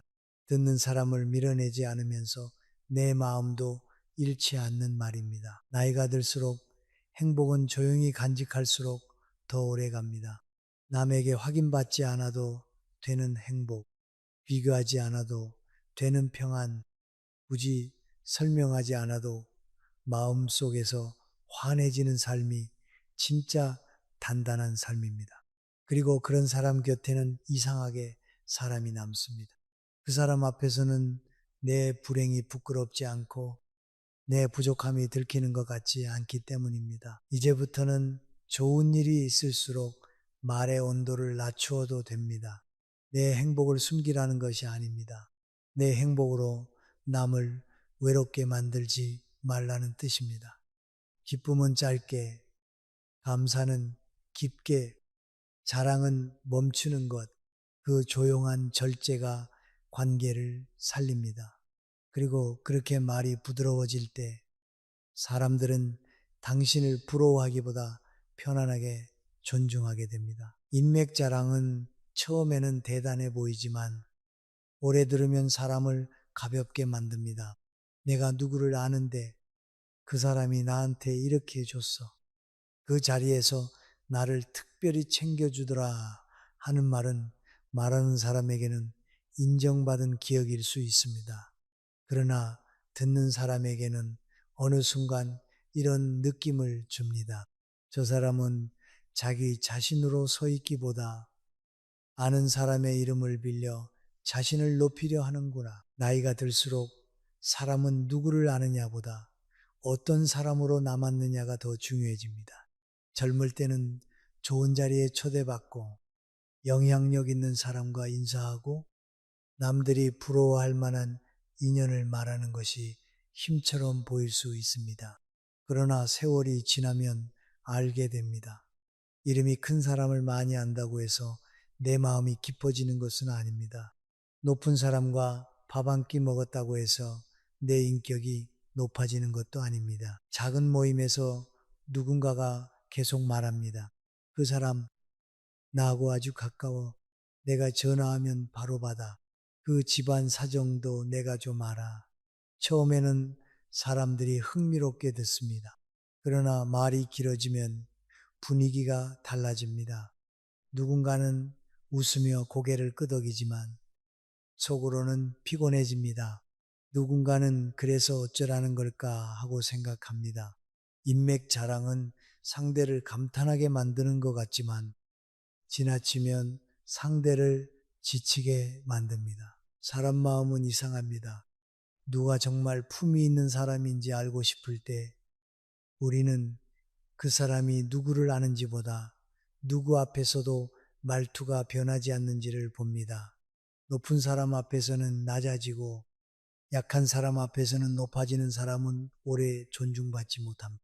반대로 대단한 사람을 알아도 떠벌리지 않고 작은 사람을 만나도 함부로 대하지 않는 사람은 조용히 무게가 생깁니다. 인맥의 크기보다 태도의 일정함이 사람의 깊이를 말해줍니다. 인맥 자랑이 위험한 이유는 듣는 사람을 은근히 아래에 세우기 때문입니다. 나는 이런 사람들과 연결되어 있다는 말 뒤에는 말하지 않아도 너는 그렇지 않지 라는 그림자가 생길 수 있습니다. 물론 말한 사람은 그런 뜻이 없을 수 있습니다. 하지만 자랑은 늘 말한 뜻보다 들린 뜻이 더 오래 남습니다. 사람은 자신이 초라해지는 자리에서는 마음을 열지 않습니다. 존중받지 못한다고 느끼면 웃으면서도 뒤로 물러섭니다. 가까운 사람과 대화하다가 마음이 서늘해지는 순간도 있습니다. 내가 힘든 일을 조심스레 말했는데 상대가 대뜸 내가 아는 사람이 그쪽에 있어 라고 하며 자기 인맥 이야기를 시작합니다. 처음에는 도와주려는 것 같지만 어느새 대화의 중심이 내 고민에서 그 사람의 대단함으로 옮겨갑니다. 이런 일이 반복되면 사람들은 더 이상 속마음을 꺼내지 않습니다. 도움을 구했다가 오히려 상대의 무대가 되어버린 느낌을 받기 때문입니다. 인간관계에서 진짜 힘은 많은 사람을 안다는 데 있지 않습니다. 필요한 순간 조용히 손을 내밀 수 있는 신뢰에 있습니다. 이름만 화려한 관계는 생각보다 약합니다. 모임에서 떠들 수는 있어도 밤늦게 마음이 무너졌을 때 전화할 수는 없습니다. 반대로 자주 말하지 않아도 오랜 세월 한결같이 곁을 지켜준 사람은 큰 이름이 없어도 귀합니다. 나이가 들수록 필요한 것은 화려한 인맥이 아니라 조용한 신뢰입니다. 인맥을 말하고 싶어지는 마음도 이해합니다. 살아오며 무시당한 시간이 많았던 사람일수록 누군가에게 인정받은 경험을 꺼내 보이고 싶어집니다. 나도 이런 사람을 안다. 나도 대접받은 적이 있다. 그 마음 밑에는 외로움과 자존심이 섞여 있습니다. 하지만 그 마음을 자랑으로 풀면 잠깐은 높아지는 듯해도 결국 사람들에게 가벼운 인상을 남깁니다. 인정받고 싶은 마음은 이해받아야 하지만 그것을 남을 누르는 방식으로 꺼내면 관계가 상합니다. 성숙한 사람은 인맥을 숨겨서가 아니라 인맥에 기대지 않아서 품위가 있습니다.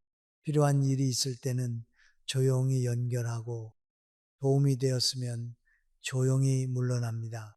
누구를 안다는 말을 앞세우기보다 내가 어떤 태도로 살아왔는지를 보여줍니다. 그래서 사람들은 그런 사람을 더 믿습니다. 말로 힘을 과시하지 않기 때문에 오히려 더 단단해 보입니다. 이제부터는 누군가를 안다는 말을 줄여도 됩니다. 대단한 사람과의 인연을 길게 설명하지 않아도 됩니다. 정말 깊은 인연은 떠벌릴수록 얕아지고 조용히 지킬수록 오래갑니다. 사람은 당신이 아는 이름 때문에 곁에 남는 것이 아닙니다. 당신 곁에 있을 때 자기 마음이 작아지지 않기 때문에 남습니다. 인맥 자랑을 멈추면 남는 것은 허전함이 아니라 더 조용한 품위입니다. 베푼 일을 자랑하는 순간 그 베풀면 이상하게 작아집니다. 사람은 누군가를 도와주고 나면 마음 한쪽에서 인정받고 싶은 욕구가 생깁니다. 내가 이렇게 했다는 것을 누군가 알아주었으면 하고 내가 좋은 사람이라는 말을 듣고 싶어집니다.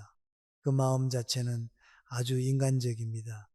그러나 베풀면 입 밖으로 자주 나오는 순간 덕이 아니라 비처럼 느껴집니다. 나이가 들수록 사람 사이에는 크고 작은 도움의 기억이 쌓입니다.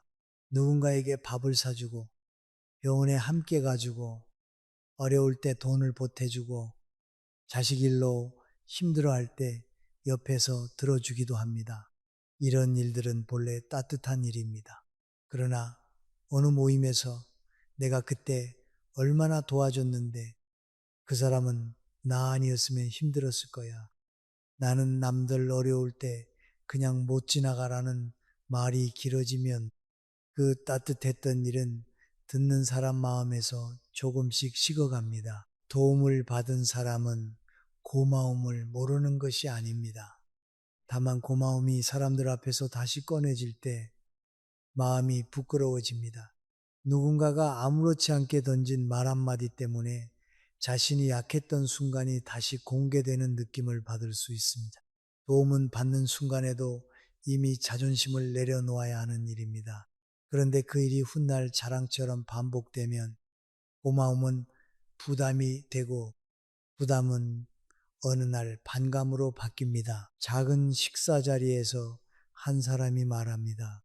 그때 내가 없었으면 그 집 큰일 날 뻔했지. 사람들은 웃으며 맞장구 칩니다. 그러나 그 이야기에 등장하는 당사자가 그 자리에 있다면 어떨까요? 겉으로는 웃어도 마음은 얼어붙습니다. 집에 돌아가 불을 끄고 누웠을 때 고마움보다 먼저 서러움이 밀려옵니다. 내가 그렇게까지 남의 입에 오르내릴 일이었나? 그 순간 도움의 기억은 따뜻한 손길이 아니라 오래 갚아야 할 빚처럼 남습니다. 관계의 진실은 이것입니다. 사람은 도움 자체보다 도움을 준 뒤의 태도를 더 오래 기억합니다. 어려울 때 손을 내민 사람에게 고마워하지만 그 고마움을 이용해 자신을 낮추는 사람에게는 마음을 닫습니다.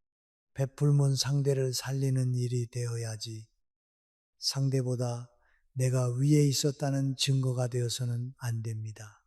그래서 진짜 덕이 있는 사람은 도와준 일을 오래 기억하지 않습니다.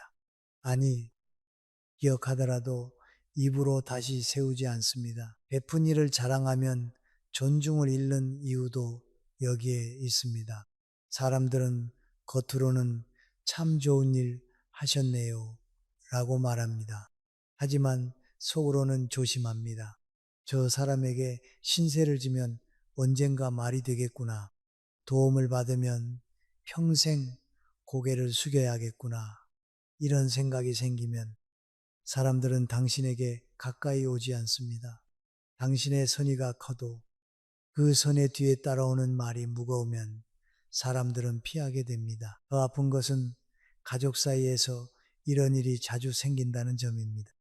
부모가 자식에게 해준 것을 자꾸 말하면 자식은 처음에는 미안해 하다가 나중에는 숨 막혀 합니다. 내가 너를 어떻게 키웠는데, 내가 너 때문에 얼마나 희생했는데, 내가 없었으면 네가 지금처럼 살 수 있었겠니? 이런 말은 사실 서운함에서 나옵니다. 인정받고 싶은 마음에서 나옵니다. 그러나 듣는 자식에게는 사랑보다 족쇄처럼 들릴 때가 있습니다. 그 순간 부모의 희생은 존경이 아니라 부담으로 바뀝니다. 사람은 이상하게도 말하지 않은 선의에 더 오래 고개를 숙입니다. 조용히 도와주고 상대가 일어선 뒤에는 모르는 척 해주는 사람을 평생 잊지 못합니다. 자랑하지 않았기 때문에 그 도움은 깨끗하게 남습니다. 상대의 약한 순간을 덮어주었기 때문에 그 사람은 더 깊이 감사하게 됩니다. 덕은 드러낼수록 줄고 감출수록 깊어지는 때가 많습니다. 물론 서운할 수 있습니다. 내가 한 만큼 돌아오지 않을 때 마음이 쓰릴 수 있습니다. 고맙다는 말 한마디 없이 지나가는 사람을 보면 허무할 수 있습니다. 하지만 그때마다 베푼 일을 꺼내 들면 내 마음은 더 거칠어집니다. 인정받고 싶어서 시작한 말이 결국 나를 더 외롭게 만듭니다. 차라리 조용히 마음속에서 정리하는 편이 낫습니다. 나는 내 도리를 했고 그 다음은 그 사람의 몫이다. 이렇게 생각하면 마음이 조금 놓입니다. 성숙한 베풀음은 상대를 붙잡지 않습니다. 도와주되 지배하지 않고 내어주되 계산하지 않고 기억하되 과시하지 않습니다. 그래야 베푼 사람도 가벼워지고 받은 사람도 숨을 쉽니다. 나이가 들수록 우리가 지켜야 할 것은 많이 베푼 사람이라는 이름이 아닙니다. 베풀고도 사람을 편안하게 해준 사람이라는 품위입니다. 그 품위가 있어야 관계가 오래 남습니다. 이제부터는 좋은 일을 하고도 조금 더 조용해져도 됩니다. 알아주지 않아도 내 선의는 사라지지 않습니다. 박수 받지 않아도 내가 건넨 따뜻함은 없어지지 않습니다. 오히려 말하지 않았기에 더 깊은 덕으로 남습니다. 베푼 일을 입으로 다시 거두지 않는 사람, 그런 사람은 시간이 지나도 가볍게 보이지 않습니다. 사람들은 결국 압니다. 조용히 베풀고 조용히 물러나는 사람이 얼마나 귀한 사람인지. 말을 줄이면 처음에는 손해보는 것처럼 느껴집니다. 내가 이만큼 살아왔고, 이만큼 견뎌왔고, 이만큼 이룬 것이 있는데 그것을 아무도 알아주지 않는 것 같기 때문입니다. 그러나 나이가 조금 더 들면 알게 됩니다. 세상에는 말해서 얻는 존중보다 말하지 않아서 지키는 존중이 훨씬 많습니다. 자랑은 순간의 박수를 부르지만 절제는 오래 남는 무게를 만듭니다. 사람은 결국 자기 앞에서 마음이 편한 사람을 다시 찾습니다. 대단한 이야기를 많이 하는 사람보다 내 이야기를 작게 만들지 않는 사람 곁에 오래 앉고 싶어 합니다. 돈을 말하지 않아도 안정감이 느껴지는 사람, 자식 이야기를 길게 하지 않아도 따뜻함이 있는 사람, 건강을 과시하지 않아도 자기 몸을 잘 돌보는 사람, 베푼 일을 드러내지 않아도 손길이 조용히 남아있는 사람, 그런 사람이 나이 들수록 귀해집니다. 모임에서 누군가가 은근히 묻습니다. 요즘 자식들은 잘해. 돈 걱정은 없지. 건강은 아직 괜찮아 보이네. 예전 같으면 자세히 말했을 수도 있습니다. 내 삶을 설명하고 내 형편을 증명하고 내가 잘 버티고 있다는 것을 보여주고 싶었을 수도 있습니다. 하지만 이제는 다 말하지 않아도 됩니다. 그럭저럭 감사하게 지냅니다. 큰일 없이 사는 게 복이지요. 다들 자기 자리에서 애쓰며 살지요. 이 정도의 말이면 충분합니다. 짧지만 가볍지 않고 부드럽지만 쉽게 들여다볼 수 없는 말입니다. 성숙한 경계는 벽을 세우는 것이 아닙니다. 상대를 밀어내는 차가움도 아닙니다. 내 삶의 중심을 아무에게나 내주지 않는 조용한 태도입니다. 내가 가진 것, 내가 잃은 것, 내가 견딘 것, 내가 베푼 것을 모두 설명하지 않아도 내 인생은 줄어들지 않습니다. 오히려 덜 설명할수록 내 안에 무게가 살아납니다. 사람은 너무 많이 드러난 것에는 쉽게 익숙해지고 함부로 평가합니다. 그러나 적당히 가려진 품위 앞에서는 함부로 말하지 못합니다. 관계의 진실은 단순합니다. 사람은 당신의 좋은 일을 듣고 오래 기뻐해 주기 어렵습니다. 하지만 당신이 자기 마음을 배려해 준 순간은 오래 기억합니다. 당신이 자랑할 수 있었는데 말하지 않은 순간, 당신이 상대의 아픈 자리를 건드리지 않으려고 말끝을 낮춘 순간, 당신이 충분히 내세울 수 있었지만 조용히 웃고 넘어간 순간, 그런 순간들이 모여 신뢰가 됩니다. 신뢰는 큰 말로 생기지 않습니다. 작은 절제가 쌓여 생깁니다. 집에 돌아와 불을 끄고 누웠을 때 마음이 편한 말이 있습니다. 오늘은 괜히 많이 말하지 않았다. 누군가를 작게 만들지 않았다. 내 기쁨으로 남의 상처를 누르지 않았다. 이런 밤은 조용하지만 깊습니다. 반대로 많이 말하고 돌아온 밤에는 이상하게 마음 한쪽이 찜찜합니다. 누군가의 굳어진 표정이 떠오르고 내가 너무 앞서 나간 말이 뒤늦게 생각납니다. 말은 할 때보다 돌아와서 더 분명해질 때가 많습니다. 그러니 이제부터는 자랑을 끊는 일을 자신을 낮추는 일로 생각하지 않아도 됩니다. 그것은 나를 더 귀하게 다루는 방식입니다.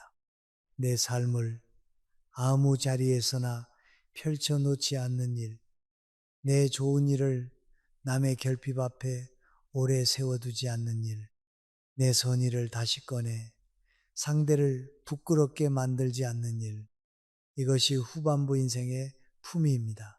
덜 말한다고 작아지는 것이 아닙니다. 오히려 덜 말할수록 깊어지는 사람이 있습니다. 자신을 지키되 차갑지 않게 살아야 합니다. 경계가 있되 독하지 않게 살아야 합니다. 누가 물으면 웃으며 짧게 답하고 더 캐물으면 부드럽게 방향을 바꾸면 됩니다. 그 이야기는 여기까지만 하지요. 요즘은 다들 쉽지 않으니 서로 조심하며 살아야지요. 좋은 일도 조용히 감사하는 게 마음이 편합니다. 이런 말은 상대를 모욕하지 않으면서도 내 삶의 문을 닫아줍니다. 문을 닫는다고 관계가 끊어지는 것은 아닙니다. 오히려 문이 있어야 집이 지켜집니다. 나이 든 사람의 아름다움은 화려한 말솜씨에 있지 않습니다. 많이 가진 것을 드러내는 데 있지도 않습니다. 오래 살며 알게 된 아픔을 남에게 함부로 옮기지 않는 데 있습니다. 내가 겪은 상처 때문에 더 조심스러워지고 내가 받은 비교 때문에 남을 비교하지 않고 내가 잃어본 존중 때문에 남의 존중을 함부로 건드리지 않는 사람, 그런 사람에게는 말보다 깊은 향기가 납니다. 이제 오늘의 이야기를 조용히 접어보겠습니다. 우리는 돈 자랑이 사람을 계산하게 만들고 자식 자랑이 부모의 마음을 비교하게 만들며 건강 자랑이 아픈 사람의 몸을 더 서럽게 한다는 것을 보았습니다. 행복 자랑은 외로운 사람의 빈자리를 건드리고 인맥 자랑은 나를 크게 보이게 하기보다 가볍게 만들 수 있습니다. 베푼 일을 자랑하면 고마움은 부담이 되고 선의는 빛처럼 변할 수 있습니다. 결국 자랑은 내가 생각한 것처럼 나를 높여주지 않습니다. 오히려 낀 사람들의 마음을 조금씩 다치게 만듭니다. 하지만 이것을 너무 무겁게만 받아들이지 않아도 됩니다. 우리는 모두 한 번쯤 그런 말을 해보았습니다. 기분이 좋아서, 외로워서, 인정받고 싶어서, 내가 헛살지 않았다는 것을 확인받고 싶어서 말이 앞선 날들이 있었습니다. 그러니 자신을 심하게 탓하지 마십시오. 다만 이제 알았으니 앞으로 조금 다르게 살면 됩니다. 기쁨은 짧게 나누고 감사는 깊게 품고 좋은 일은 조용히 지키고 남의 아픈 곳 앞에서는 말의 온도를 낮추면 됩니다. 말을 아끼는 사람은 차가운 사람이 아닙니다. 더 깊이 배려하는 사람입니다. 자랑을 멈춘 사람은 가진 것이 없는 사람이 아닙니다. 가진 것을 함부로 쓰지 않는 사람입니다. 품이란 대단한 것이 아니라 내가 충분히 말할 수 있는 순간에도 상대의 마음을 먼저 생각하는 힘입니다. 그 힘이 있으면 관계는 조금 덜 상하고 마음은 조금 더 가벼워지고 밤에 누웠을 때 스스로를 덜 탓하게 됩니다. 이제부터 당신은 다 설명하지 않아도 됩니다. 다 증명하지 않아도 됩니다. 조용히 살아도 당신의 세월은 사라지지 않고 말하지 않아도 당신의 깊이는 남습니다. 당신에게는 자신의 품위와 경계와 평안을 지킬 자격이 있습니다. 그리고 그 조용한 자격을 지키며 살아갈 때 사람들은 언젠가 알게 됩니다. 당신이 얼마나 단단하고 따뜻하고 함부로 대할 수 없는 사람인지